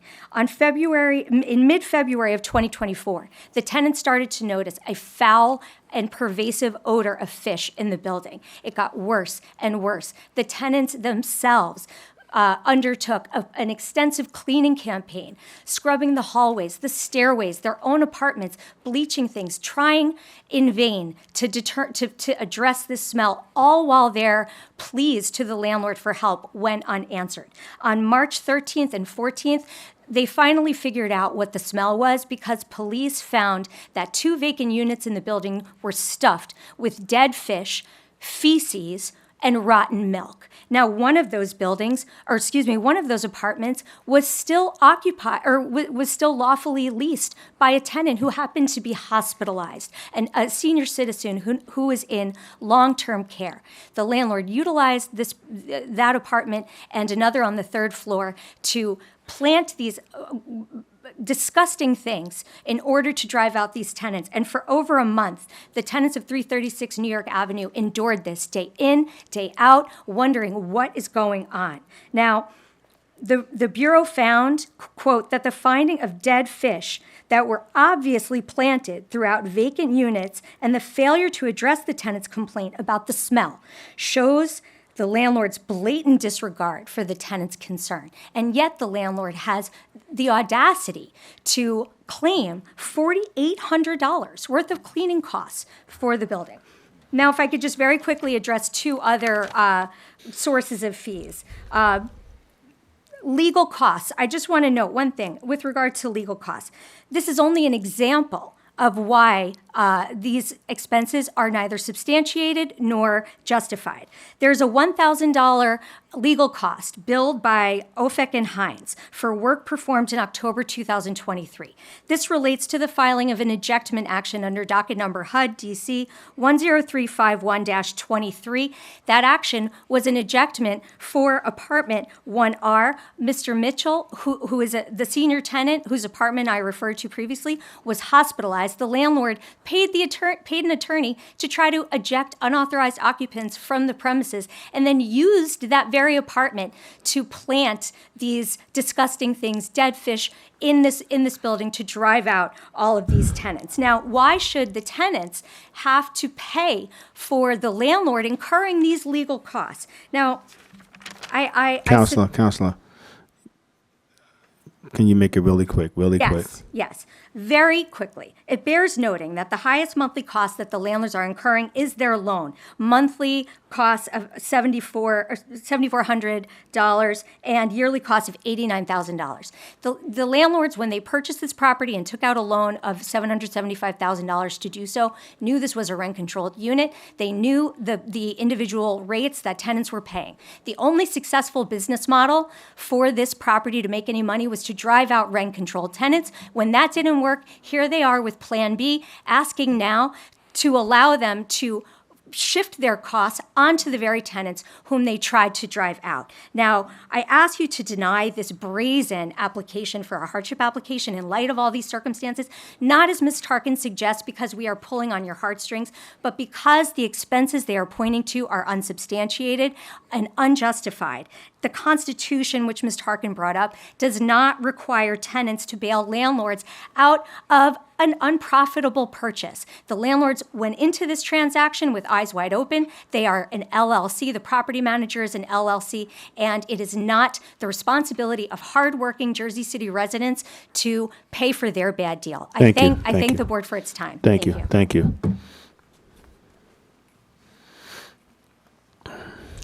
Simon, you wanted to speak to this? Oh, I did. Counselor. Sarkin? Mr. Counselor Tarkin, please. So with everything that was said by Ms. Hurley, That's not the question. That's not the question. No, I just had a question. oh, And okay. that was pertaining to something that was raised by the attorney. Is there a superintendent on premises now? There is now. Yes. They corrected, when issues were raised, they corrected those issues, and they have a super on Who's the premises now. superintendent? His exact name? Could you tell me his name? Do you know which apartment he's in? Which apartment? We could provide you the name tomorrow, but do you know which apartment number? More, Get the name now. We'll get the name now. We didn't more know that- importantly, we discussed this in the last meeting, and I think the Bureau was going to look into whether there was an on-site super. Was there any progress on this? Well, there is an on-site super right now. We're going to get his Well, name. we for you. needed independent Oh, okay. confirmation. There is, if I may, there is a reference to superintendent costs in the October 2nd, 2024 recommendation. It found that the agreement that the landlord provided with the alleged super, Pedro Martinez, was not affirmed or notarized between the super and Mr. Feldman, which is required by statute. Okay, You asked, is there an on-site super? yes, That's the and question. has it that been we're gonna get- verified by the Bureau? Right, so Ms. Hurley did not address that, and I don't think she should be doing what she's doing, interrupting. Is she finding out the name? He's saying it was filed, well, they're asking the name. Do you, Well, we'd need the Okay. Bureau to confirm the contract and that the person is actually functioning. okay. The allegations made by Ms. Hurley should not be considered. We will address them in another court. It is One this- thing there really- too, the Bureau indicated it would investigate the status of the criminal proceedings at our last time we heard this. So again, we go to the Bureau and ask, have you investigated the status of the criminal proceedings? Mr. Baldwin, please step up.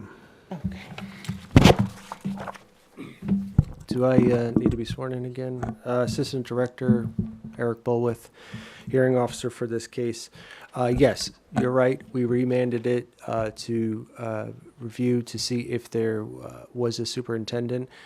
We've received nothing other than a registration and a rent roll stating that there is an individual in Unit 2R. I don't know if I should put his name on the record, but either way, there is, but it has not yet been confirmed. We have no other proof that this person actually lives in this unit and facilitates the needs for the tenants as a superintendent. Also, too, just an update, the substantial compliance. Just give me a moment here.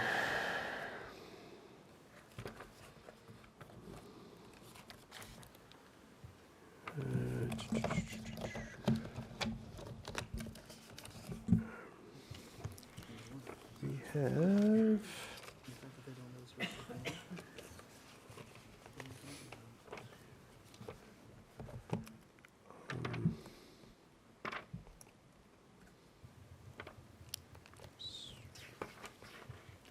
Just for the record, it was also claimed in October 2024 that there was a super and there really wasn't. So that's why we really want to get to the bottom of this. Yes, and I have one of the emails and the exhibits from Chief Prosecutor Jake Hudnut.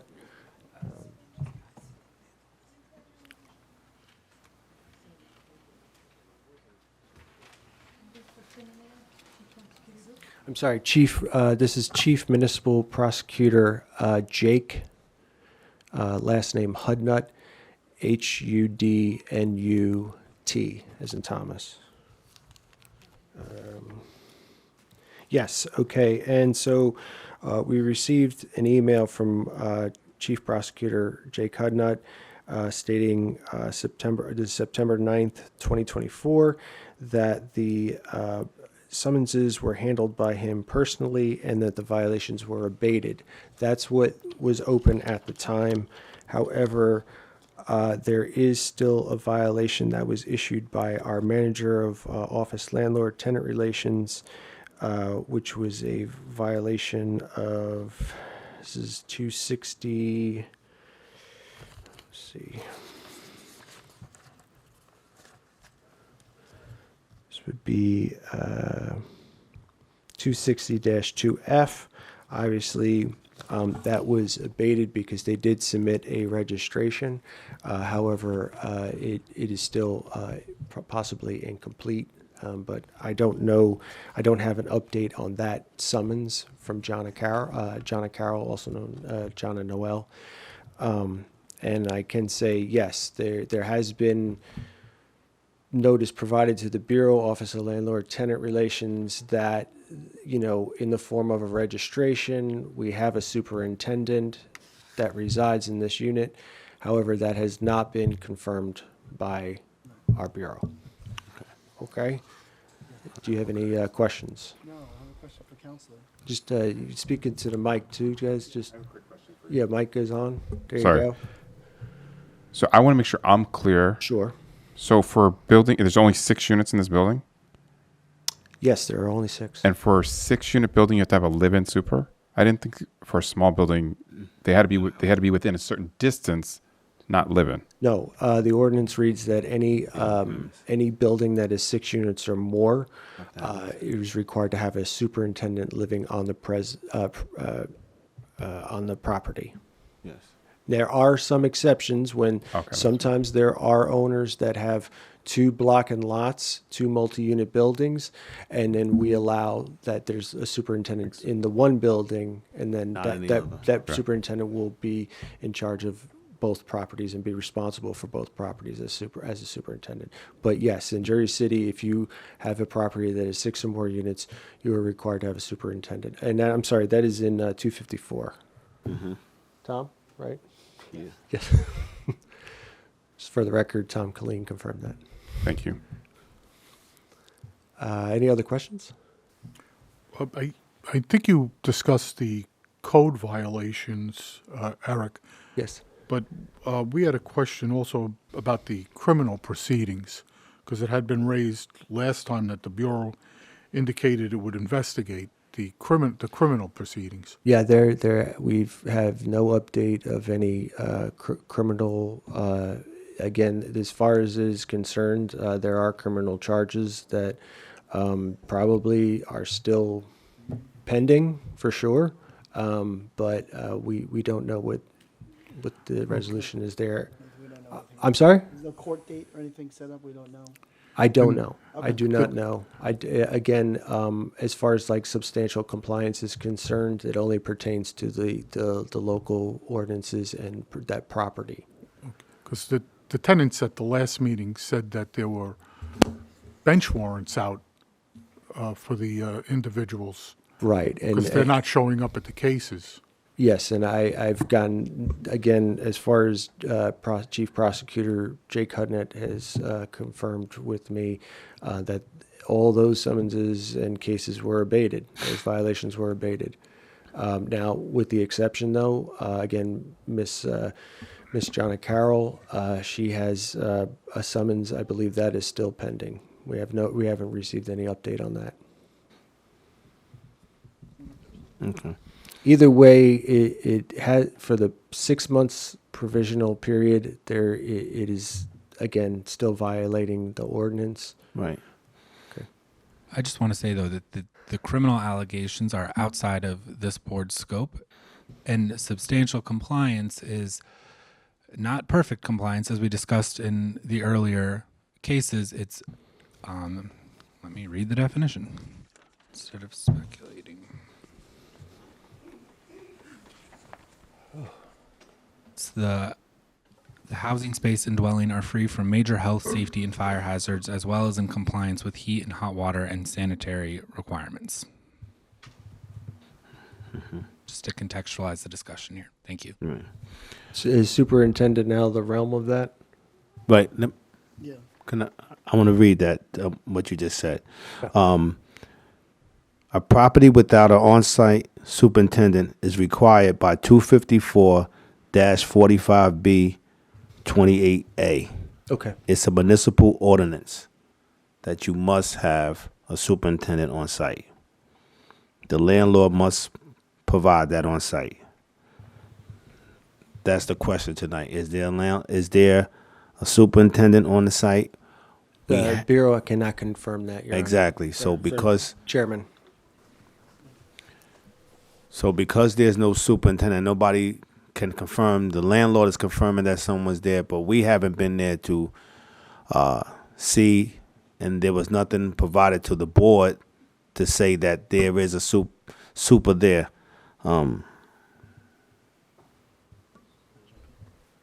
You could jump in. Yeah, I just want to say, I mean, I was going to ask the council this question. Like, we knew this is a big issue. How do you guys not know who the super is and what this person's name is? I would have thought you would have shown up tonight with that information since we knew that it was pertinent to this case. You seem to be unprepared. You're making calls. You're trying to find out what's going on. He has the name. It was rendered. That's fine. That hasn't been confirmed yet. You need to have the name. You need to present your case to us. And you didn't show up prepared with that. None of you did. So I don't understand how that happens. Well, we had a lot of issues dealing with. But It's a person's name, though. I mean, you don't even know the person's name. he has the name. registered. That's not, I don't know the name. I'm asking my clients. Do you have the name? you gotta swear in. Go, come here. The name is put in the registration and it's filed, so everybody could read the name. That's what he has, so that's I why. don't deal directly with him, so I don't know who the super is. Nobody, then, Sir, And- I need to put you under oath. okay, State your full name for the record. Luther Feldman. Please raise your right hand. Raise your right hand. Do you affirm the testimony about to give in this proceeding is the truth, the whole truth, and nothing but the truth? Yes. Go ahead, sir. Nobody denies that there's a super. Even the tenants agree. They know the super live there each and every day, and they talk to him when they need something, and he takes care of And everything there. he has a record of the super, so I would know that I have to come here with the exact name of the super. He didn't want to put the name of the super on, so I don't really think that's an issue. But if you want us to provide the name of the super, but you're making it such an issue that I don't know Well- the name of the super. well- I didn't know I had to come here knowing the name of the super. I have his name actually right in front of me. Do you want me to say his name? Well, it's not really that. So what we That's wanted. what he's saying, that I came here unprepared without the name of the super. But this that's is- what I was getting. Okay. That's what I was getting. It's basically, I was being incompetent, but I don't have the name. I have the name here. Do you want the name? But it's not the name, right? So, again, we have not. It's in the registration, so that's why there's a The record. of it. okay, the office has not received. He had it. Mr. Bulworth had the So, registration. if I can, He was about. He asked you, "Do you want me to tell you the name of the super?" Because he had the registration. So, But it wasn't submitted. It wasn't. it wasn't affirmed. It wasn't affirmed. It wasn't They could submitted go or and affirmed. if they want to go, they could check it up. What do you mean? Do you need to affirm by going to the building to speak to him, or what do you consider affirming it? Because normally confirm- you just write it in a Well, no, registration. confirm that he's in the apartment, that he exists. Well, how would you want it to be confirmed? We have to send someone out there. Okay, well, he you had know. the information. He could go send someone out. But there is a super. I have his name. That's part of the stipulation from the last time they came before us. So they those put it- things need to be clear before today. Do you know when you submitted the registration? When they submitted it? Yes. I think he has the registration. He might know the date on it.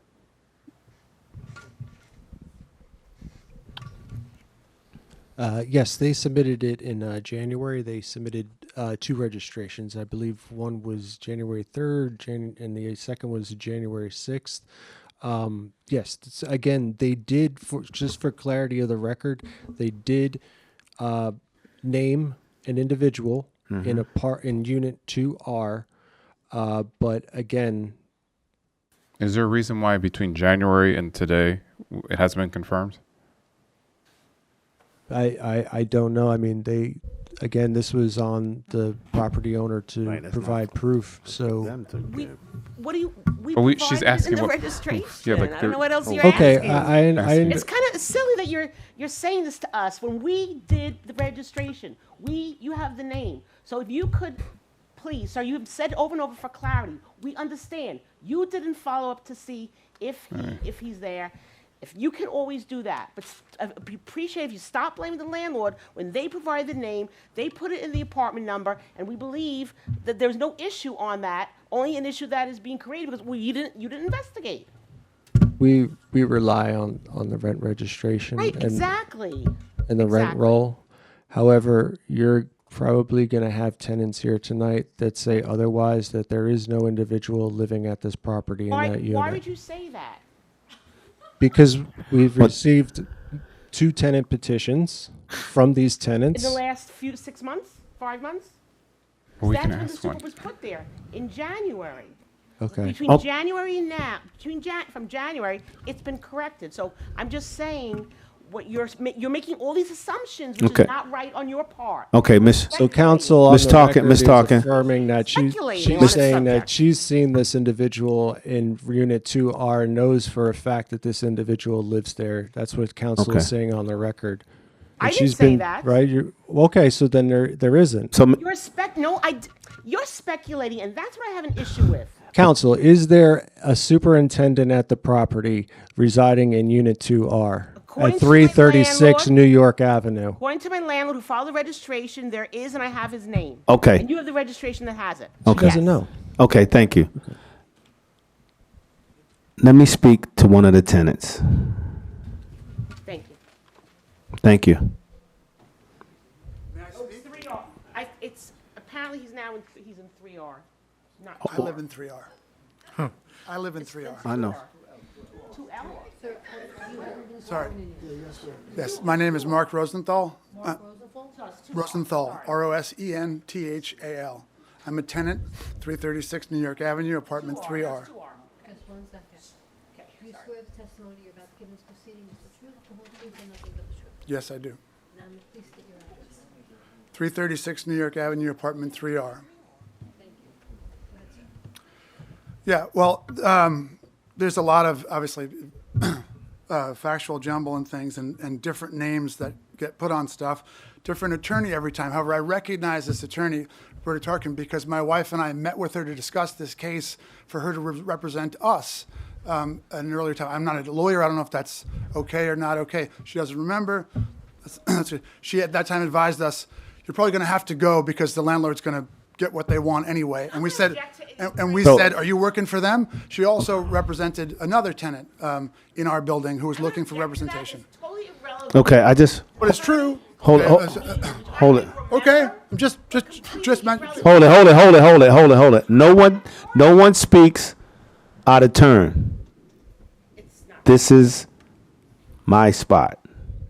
Everybody calm down. We do one at a time, like I addressed earlier. Mr. Rosendahl, Yes, the question is there a super in the building? yes, there's a super in the building. Okay, that's all we need to know. You know his name? Yes, the name listed for him is Santiago Rodriguez. I think it's Santiago Rodriguez. He only answers to the guy that I've seen as Ruben. Okay, but is someone there? You seen him? Yes. The tenants have seen him? Yes. Okay. And since the beginning of this year, I think, or the very end of last year, but not from when we, filed Not from the complaint. last time when you came before us. Okay. I'm not here to make up any stories or fabricate anything. I just want to say as well, as far as multiple names, the man who just swore that his name was Luther Feldman told us his name was Simon Feldman, and he signed various documents as in the name of Simon Feldman. He was summoned in municipal court as Simon Feldman and never came, but now he's a Luther Feldman. He told us his name was Simon when he introduced himself to us. Just so you know. So if we're talking about fairness and fair return, once again, in contrast to the other landlord from the other case who had been there for 40 years and had never filed for anything, these people came around, asked about the building, found that it was rent controlled, came in, tried to drive everybody out. It's been the plan and it's been working. They don't cash anybody's rent. In our case, 12 months didn't cash our rent. Then as soon as there was a proceeding from the Bureau against them, they cashed all of them at once. They did it in another unit. It worked for them because they had no money, and when they came around to cash all those checks, they no longer had the money, so they had a non-pay, so they had an eviction. Great strategy. They did it with an old man who was a 50-year tenant in the building. Then finally, after harassing him, telling him to go to other units of theirs for more money, telling him he was going to have to leave eventually, he found... I have to object to this. He has no right to speak on a subject. He found another place, and as soon as he left, they cashed all of his checks at once when he was out of the building. Sit down, Counselor. Just Please, to give an please. example. You'll get a chance. My point is, this is not a good acting landlord. You will be subsidizing a bad business deal. That is exactly what's happening. They're doing it in multiple locations, and they're trying to do it to us. You can just say, hey, it's the numbers. Nothing we can do. Our hands are tied. But this is who you'll be subsidizing, and this is the deal that you'll be making, and this is who you will be helping out in this case. As far as the abatements that are concerned, I'm not here to lie to you. There were repairs that needed to be done that got done when they wanted this to get across because they knew they wanted their hardship increased. So all of a sudden, after never doing anything for a very long time, they showed up and made some adjustments to some of the apartments. It has nothing to do with the overall fact that there's all kinds of... In some of the filings for the super, I was named at various points. It had to say in our hearings with the Bureau, obviously I'm not the super and have never received a cent. I would know about it if I had. If you have yourself listed as an expense, okay, you don't want to include that expense because it's not factual, but this is the kind of actor that we're talking about, and this is the kind of deal that you'll be subsidizing if you help these people with their hardship increase. That's all I have to say. Thank you. Anybody else got anything? Want to call another tenant? I think another tenant wants to come up. Another tenant want to come up?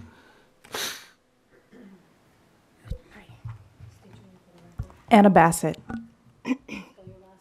Bassett. Raise your right hand.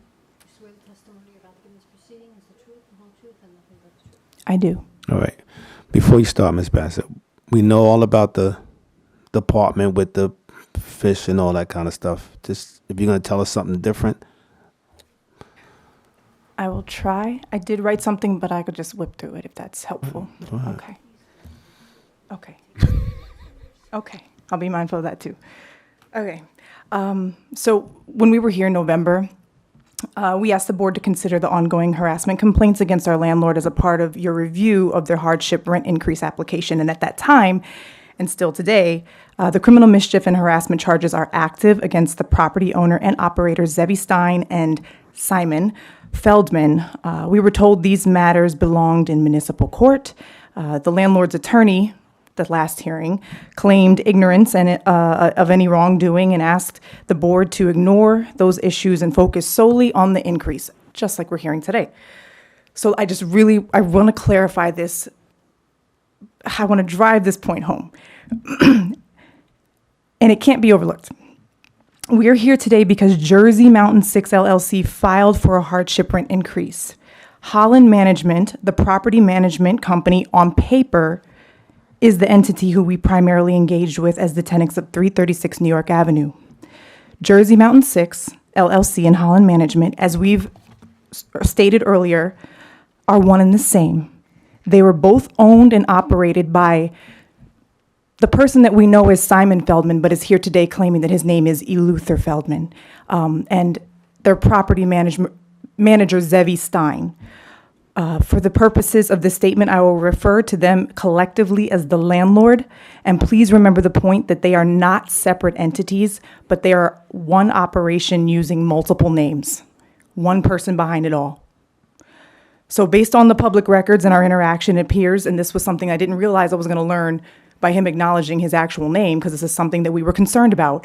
But based on public records, it appears that the individual presented to us, who identified himself as Simon Feldman, and insisted, and we have this in documentations and records, and you also have the records as well, with the city and the different filings that they filed.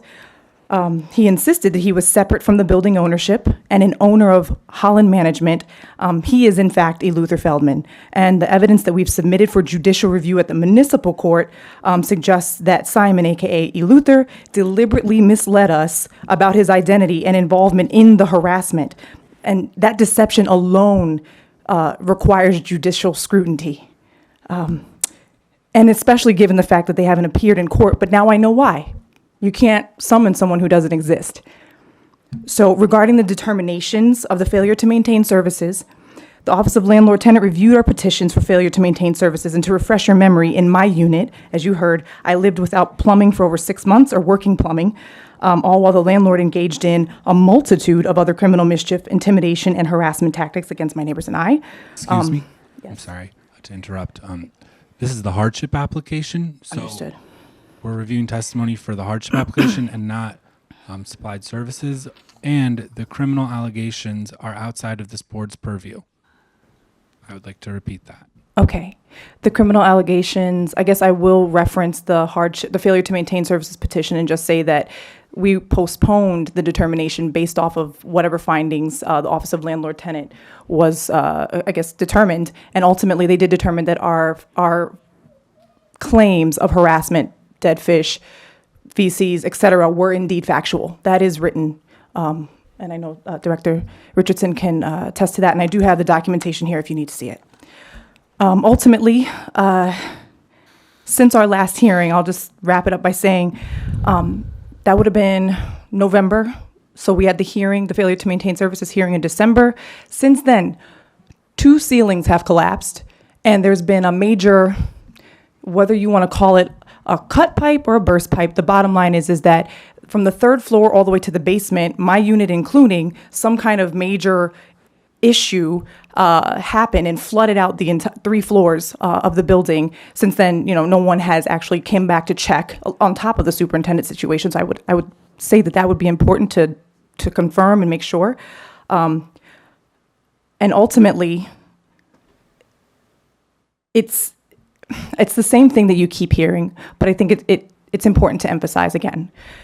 This person who is here today came to the building before they bought it and interviewed us, came around disguising himself as part of the previous ownership's management company. He asked us intrusive questions like the health status of the elderly tenants in the building and other just completely inappropriate questions that made us very leery of him. Then one day he shows up with letters saying, pay Holland Management, we're the property owners and management company now. So we started paying, and at the very beginning, the harassment began. And little did we know until we started realizing that it was intentional, given the dead fish, et cetera. So ultimately, we're just asking for the board to deny the increase in full based off of the fact that they are non-compliant in municipal court. This person has used a false identity for this entire process, and there is now a consumer fraud submission lawsuit against them because of these very things that we're here for today. This is yes, we experienced a harassment campaign of unspeakable things. However, this is just harassment in another form. It's a legal loophole. So ultimately, the landlord's operating under multiple names and false identities, and they require judicial accountability, not a financial reward. That's it. Thank you. Yeah. The ordinance provides that landlords who cannot meet their operating expenses or are not getting a fair return are entitled to a hardship increase. It is your job as the board to determine if the operation, purchase, and maintenance of the building is prudent and efficient, and if you think that it's not, you can discredit those specific requests for a hardship in the calculation. Can I ask a question? I have a question for the landlord. Landlord, if you can answer it. When was the building purchased? It was about 2 years ago. Okay, at the time of purchase, 2 years ago. was it Well, profitable? The rents were low. No, It no, was $500, no, that's not, right. okay, wait, hold on. Okay. Was it, whatever, the percentage of return they wanted to get 2 years ago? Well, I'm sure the answer was no. So my question is, in the past 2 years, where did the hardship come from? If you bought the building and it was below what you wanted to earn, where did the hardship come from? There is no, I believe the ordinance does not restrict it from if the purchase was more than a year. We know taxes, water, insurance have all But you know that before increased. you bought the building. They, So they didn't know the taxes were going to, and insurance was going to go up. Water is going to, everyone has experienced increased water bills. So I'm increased insurance bills, extreme, So you- and taxes. So Everyone all has those experienced things went up significantly and made it a hardship? That's what my question is. Where did the hardship come from? Well, I don't think we have this. We don't have to prove that everything occurred after the purchase. That is not the requirement. It's not. But the taxes, insurance, and water have gone up significantly. But for you to say that, well, it had to occur after you purchased, that's just not the element of the hardship application, or it would be written into it. Well, It's You're not. demonstrating a hardship. So The statute, the hardship application does not require the issue that you're asking me. It just does not. So it, The it hard- just, say, okay. it if I could looks to the interject here. factors stated by the attorney. Yeah. 260-10 paragraph E says the board shall deny all or a part of the relief requested where specific findings of fact support the conclusion that the landlord purchase or operations are not reasonable, prudent, and or efficient. It goes on in paragraph F to begin to say the board shall only include expenses that are reasonable, necessary, and usual operating expenses. And that's why the board had made a recommendation of increases that they took off some fees that we had looked for. And there was recommendations of rents of approximately $1,800 and change. It's in the chart that I have over there. But it just doesn't look to the factors that you're saying. There's different ways hardships. I know what you're saying. This is an investment. I know what you're saying. You bought it. You do due diligence. They interview tenants. So if you did that much, You didn't run the numbers. That's where I'm not trying to downplay the whole ordinance. Yeah. Yeah, But how that's is the there's all different common ways. sense. I know, I understand what you're saying, but that's why it's looked after 1 year. There's a lot of different factors that go into a building, operating a building, owning a building. And the fact is that having this hardship application approved will make everyone's lives better. The apartments will be better. The apartments will be safer. They can be maintained properly in that the landlord will have the money to pay. And again, the only way any of these rent control ordinances are constitutional is by having these hardship application clauses in there. But I certainly do understand what you're saying, and there's lots of buildings out there, and for some people it's not a prudent investment. For other people, it is a prudent investment. Were people jumping online to buy this building? I really don't know. Anyone who buys a rent control building has to always be very careful. But in the end, they've owned it for about 2 years. They've made it. They've done away. They've taken care of the violations, and they are running at a loss. And that's what this board should be considering. And with rents that are $515, no one can afford to maintain a building when you see taxes, insurance, and water, and just labor goes up, costs go up, materials go up, everything to that effect. But my colleague's question is the same, though. Wouldn't that have come up in your initial due diligence? I'm sure it did come up in their initial due diligence, Well, but then it doesn't what- mean a hardship doesn't develop.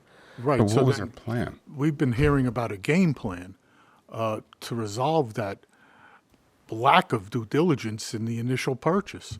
And now you're asking us to, yeah. Well, the hardship application clause permits that. There are different, they could, potentially, when they got their mortgage, it was because it was considered, that it was considered that fit the appraisal. So I don't think it's right to accuse my clients of overpaying when there's a mortgage company willing to provide a loan on this property. Let's not even go there. Well, there's a lot of bad loans. Right. But also, it depends on their strategy. You can buy something, and if you expect it to increase, there's different ways to do investments. There's different ways to manage buildings. There's different ways to approach it. Right. And if it was easy, we'd all be doing it. And the unfortunate right? thing is, real estate, you do a lot of work up front before you purchase. There's water, you can ask for bills, water bills, insurance. You get some numbers. I've done property management, so I'm quite familiar with this. So that's why you can't just buy it 2 years ago and then all of a sudden you have a hardship. The ordinance says that you can. If you own it for 9 months and you either show that you're not getting a fair return as defined by the ordinance, or you're unable to meet your mortgage and other payments, then you can apply for a hardship increase and the board can grant that. This conversation may be more fruitful if instead of we're discussing reasonable expectations or due diligence, to specifically what are the costs that the landlord is claiming. Are those reasonable? Are those justified? Are those proven? And to what point do you find that there is a hardship as defined by the ordinance? And now we put in all our paperwork. The taxes are $20,000. Actually, that's why I asked to, He addressed it. for his, as he's added, what's changed? That's why I'm asking. That's why my original question: what's changed? So I understand what the hardship became. Because if the numbers haven't changed, then there's no hardship. It's been consistent. That's what I'm asking. If it's consistent, then there's no hardship. No one said it was consistent, but under the definition of the hardship in your ordinance, we've shown that there is a hardship. We were not asked to provide what was it when we dated purchase, what's it, it's 18 months or 2 years later. But the hardship we fall within the ordinance, which is what you have to follow, as much as you might find it distasteful for certain reasons, in your own personal opinion, you really do need to put that aside, because this is the only way we are going to have properties that improve in Jersey City. I think both are true, right? 260-10A says, in the event that a landlord cannot meet his or her mortgage payments or operating expenses or does not make a fair return on his or her investment, he or she may apply to the Rent Leveling Board for increased rentals provided that he or she has owned the building for at least 9 months prior to the time he or she applies for an increase. And then paragraph E in 260-10 says, the board shall deny all or part of a relief requested where specific findings of facts support the conclusion that the landlord purchase or operations are not reasonable, prudent, and or efficient. So that is what the conversation should be focusing on specific things that are unreasonable or specific things that are not adequately proven. Okay. I don't think there's anything that's been shown that the landlord acted in any way that was unreasonable or imprudent. They are. Actually, that would go to Eric. No offense, but. I'm sorry, what? No offense. You're defending the landlord, so if it's unreasonable or something, that would come from Eric stating how they determined whether it was accepted or not. Because I'm the advocate, and I completely understand. You're doing your job. I understand. So, was there certain things you want to add? Mr. Feldman? Go ahead. Who has never Sorry, misrepresented his names. That was really wrong, those statements. But This building we bought for a lot under the market price for 6 family in the Heights. That's why we bought it with this intention to renovate it, make better the apartments, and then increase the rent based on the renovation, CPI, whatever it's called. capital improvement. Capital improvement. But meanwhile, we're stuck with it. Yeah, but you do 6 family, we paid $1 million for this now. The value of any 6 family in the Heights is 1.6 and up. But even I don't with think rent control. They paid a local amount. If you know you were buying a rent-controlled building, and now you're saying your plan was to buy it, fix it up, and make money off of it, those two things contradict each other. He didn't say make money. He said. No, he did. He said to get higher rents with. He was going to fix it up and capital improvements. Right, so no one said he was going to make. So much then you money have the on it. wrong filing. You filed for a hardship. You should have did the improvements and filed for a capital improvement. There's 2 different filings. But he falls under the hardship because he cannot meet the expenses at this point in Well, time. because he didn't do his plan. Yeah, because That's.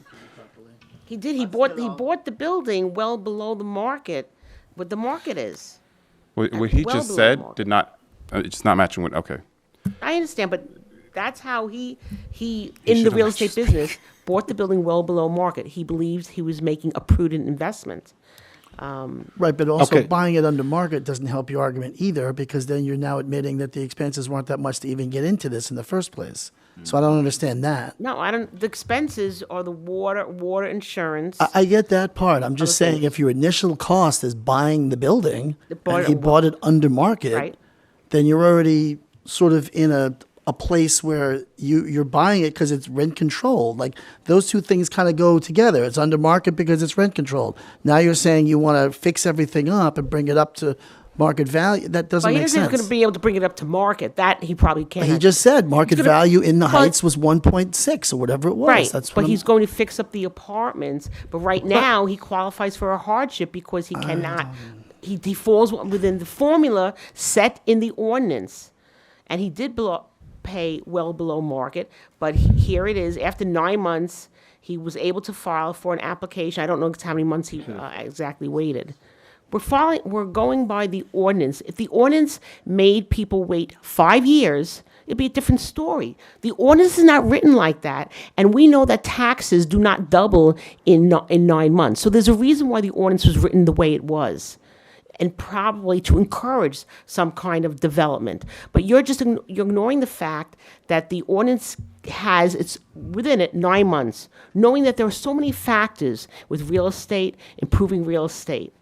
If you don't let landlords apply for hardship applications, you will have dangerous buildings, dumps throughout Jersey City. These are ways to encourage buildings to be improved. So landlords can at least have a way out to make these, to pay their bills. And it's also required by the Constitution So, Counselor, Or these rent control ordinances would be deemed unconstitutional. I wrote an article on it once, so I know this. So- it would be deemed unconstitutional if you do not apply the hardship So if you- statute, the way it's written. The Counselor. way it's written, not the way you want it to be. You may say you should wait 5 months. It says 9 months. Go ahead, I'm sorry. because we're going to be here all night about Okay, this. go ahead, yeah. It should have been a capital improvement from the beginning. That's what they should have done. But they found themselves underwater because they thought they was going to get the money just by going and say, I'm going to raise the rent. How are they, I don't see how that makes any sense because a capital improvement takes a long time. When you buy- you can't just go in and raise rent control. Right. plans, So you fix up the how can you fix up the buildings, right? So if you fix up the building, then people will say, okay, I can understand why you're raising the rent because you fixed the building up, right? Right. So now that says, okay, I did this, I did that. You guys got to pay me now because I did this and did that. But you didn't do none of that. You just said I bought the building and now I'm going to raise your rent. The capital improvement and fixing up the apartments is an avenue that landlords can take. I don't know whether or not it fits in this situation. I can't answer that. And any But situation that there's buys an apartment. There's nothing mandated that a landlord has to go and fix up the apartments and put through capital improvements that may or may not be granted, that will be capped, versus hardship. You keep ignoring the fact that the Constitution, the ordinance requires the hardship applications to be processed. So every person that buys a building can claim a hardship right away, right? No, they can't do right No, away. they 'cause can't. we know Right, you so have a they nine-month should- you have a 9-month wait. Right. So what if you're buying it for an investment, right?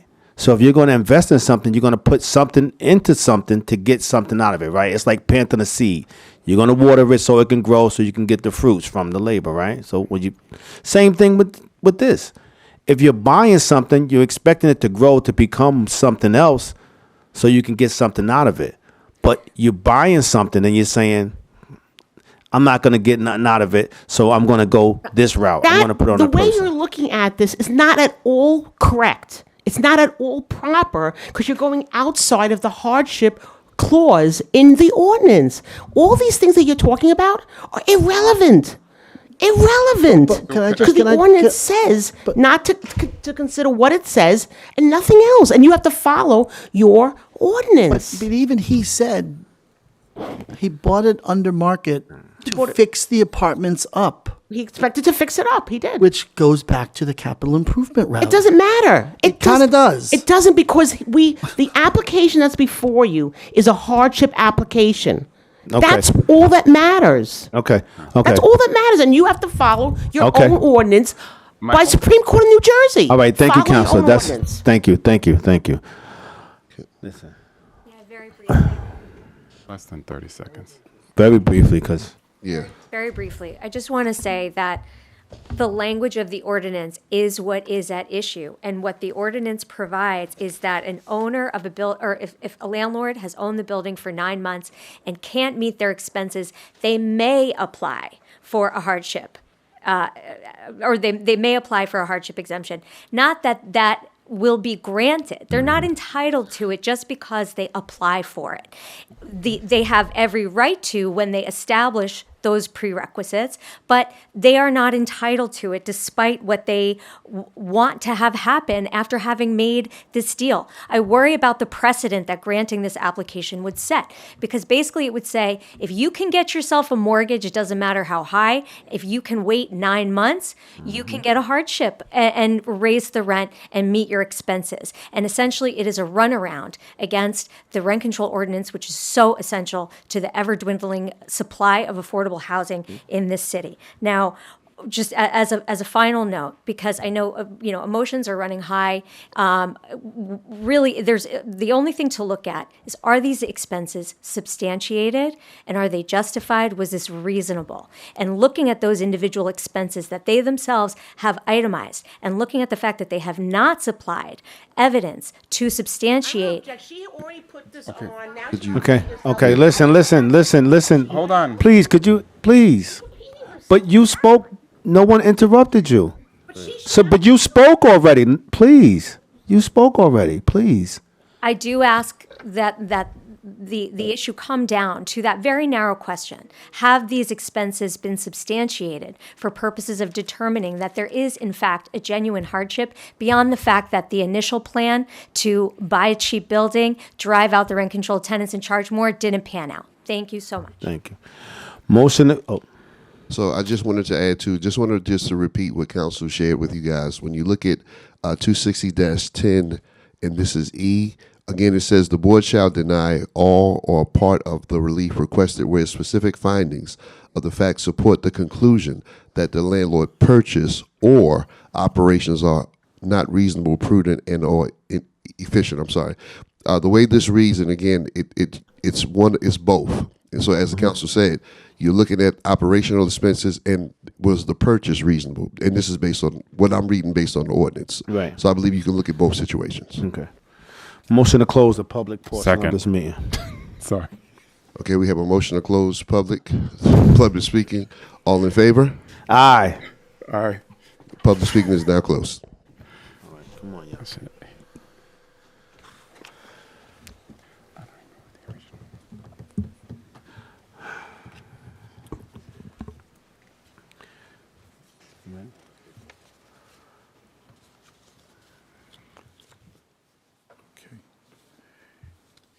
If we look at the recommendation, you did reject a number of their expenses. So it seemed the calculation at first, well, the landlord calculated $115,584. You were able to substantiate an increase of $32,887. Then that would be specific findings. Well, I'm sorry, what's the question? the question is, based on your review, you did reject a number of the expenses that were submitted. Yes, I again, getting back to the property management company and the actual LLC, the owner, I determined that wasn't an arm's length transaction or a fair market transaction, so I omitted that from the proofs. Okay. If it was backed up by a third-party vendor or a third-party estimate, right, where it would substantiate that these are actual management fees and that they make sense, then I would have kept them in, but there wasn't any. I think they were relying on the fact that I would never know that the two parties were one and the same. Director, what was that ordinance you said? 260-10? E. E, right?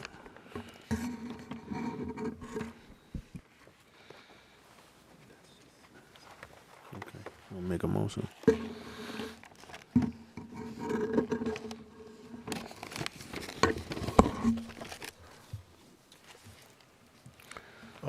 Make a motion. No. Counselor, for us to disagree with any part of the 32,887, we would need to have specific findings, Yes, I think so.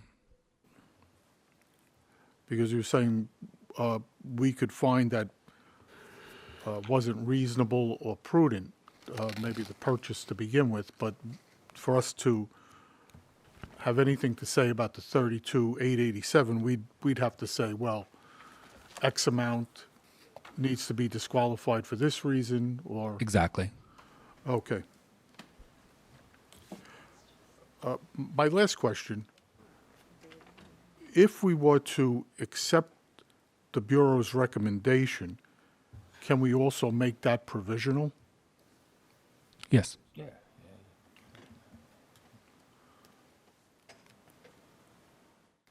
I think, did he ask, is the recommendation to ask for a provisional? Yes. So yeah, my recommendation was for provisional, but again, that's only on the basis that there is substantial compliance. We've heard, I mean, my only feeling was, I think what was the most important was that there was a superintendent there to facilitate the needs of the building and the tenants that live there. We've received testimony that there is.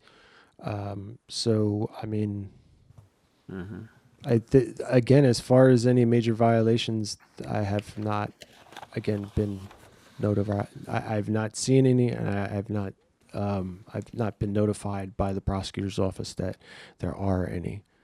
Okay. And we're working from the recommendation for the hardship calculation as of May 31, 2024.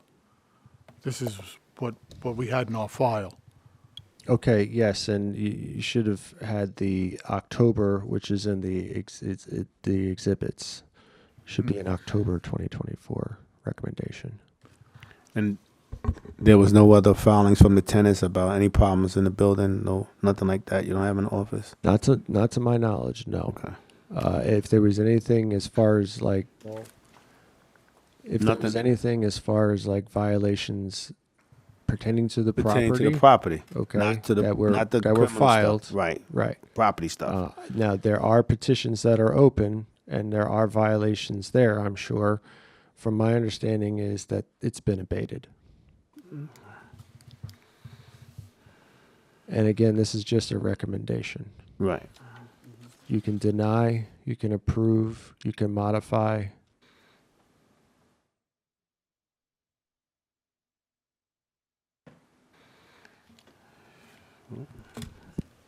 Question, Eric, based upon, you're saying that everything has been abated in terms of any violations as of when? Okay, so that would be September 2024. That was the chief prosecutor. Again, I don't believe it falls under the seriousness of the violations, right? The superintendent does not, or does it? I would have to defer to corporate counsel. It's a 254 violation, but again, that was obviously resolved. They have a superintendent. We had testimony tonight that there's a superintendent in the building. The only reason I kind of was even bringing that up is because I heard a contention tonight about some plumbing issue, where there was flooding and things of that nature, and I was just curious as to what the particulars were around that. May I address that? Let's go. Well, it's a Nope. we've closed it to the Yeah. public. So That's what I I will say this too. I've also heard testimony tonight that it doesn't sound like this was a reasonable investment. Right. Also, there was 9 months that you have from purchase of the property to file an application. I received this application exactly 9 months after the purchase Right. of the property. Come on, man. Come on, man. I've been in contact with the quote-unquote property manager, Zevi Stein, who works for Mr. Feldman, and he has also noted to me that, they are looking to do capital improvements, and they want to do capital improvements to the building. This was prior to them submitting the hardship application, but first they wanted to submit the hardship application. That's my whole thing. I have a question for council. So obviously, the recommendation is far lower than what the landlord is claiming. How quickly can they file for another hardship if this were to be approved? How quickly would they then be able to file for another hardship after this? What's the time limit on that? Frankly, I'm not aware of one. If the hardship, though, requires that the landlord show they cannot meet their operating expenses or pay their mortgage, or they're not getting a fair return set by ordinance. So these are things that you need to look at as the board and say, are these expenses that the landlord is claiming to say, I cannot pay this based on what the rents are those reasonable expenses? Right? Are those adequately supported by the record? And that's where the review comes in, and the determination of, yes, we'll go with the Bureau's recommendation, even though it's lower, because we don't feel that the landlord has adequately and reasonably supported their claim that the rent should be higher or that the operating loss is higher. I'm just asking just because I want to, understand what the possibilities are after this. And could they come back in another month and apply again for hardship, or 2 months, or whatever it may be? I'm just asking. I don't see right now in my brief review of the chapter, I don't see any limits on filing again in a month, but they would have to prove, right, what happened, where is the new expense coming from, and the board would have to find that it's reasonable and prudent and adequately supported.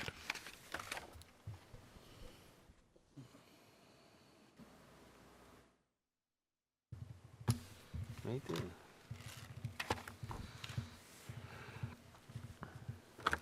Motion? Yeah, let me do the motion. All right, I'm not supposed to, but I'll do it. I encourage Okay. you to have the discussion on the record or when making a motion to Yes. list the support for your Yes. recommendation or motion.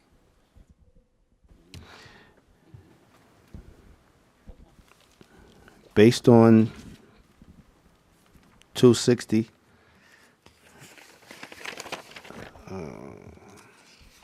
26010 E to the board shall deny all or part relief requested where specific findings and facts support the conclusion that the landlord purchase or operations are not reasonable, prudent, and or efficient. Motion to deny hardship. Okay. We have a motion to deny the hardship. Do we have a second? Second. And can you please again, council is asked to please list your reasons again for your denial for the record.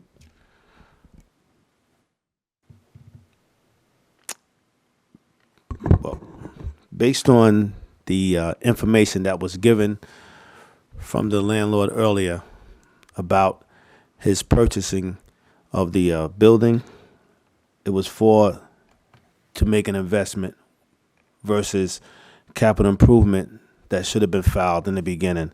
I took that in consideration that the capital improvement would have been in a better position for the landlord to get a proper return on his property that he purchased versus waiting 9 months and then filing for a hardship and then putting the situation into the tenant's hands. He purchased the property, not the tenants. So for that, I'm posing a motion to deny the hardship case.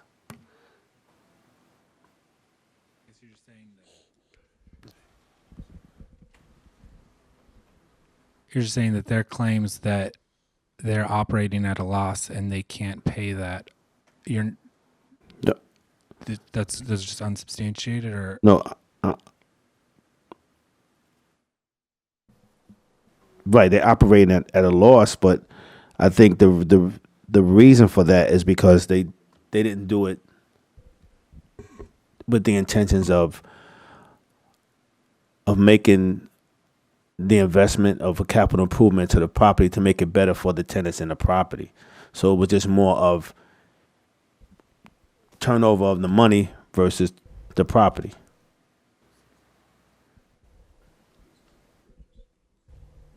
I don't want to put words in your mouth, but you're just saying that the purchase was unreasonable.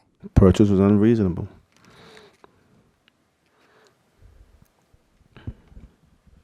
All right, so we have a motion to deny the recommendation from the Bureau. Do we have a second? Second. All right, so we're going to vote now. Motion on the floor to deny the petition. To deny the Bureau's determination for 336 New York Avenue, and to deny the hardship application. Thank you, sir. Alexander Hamilton. Yes to deny. Yes.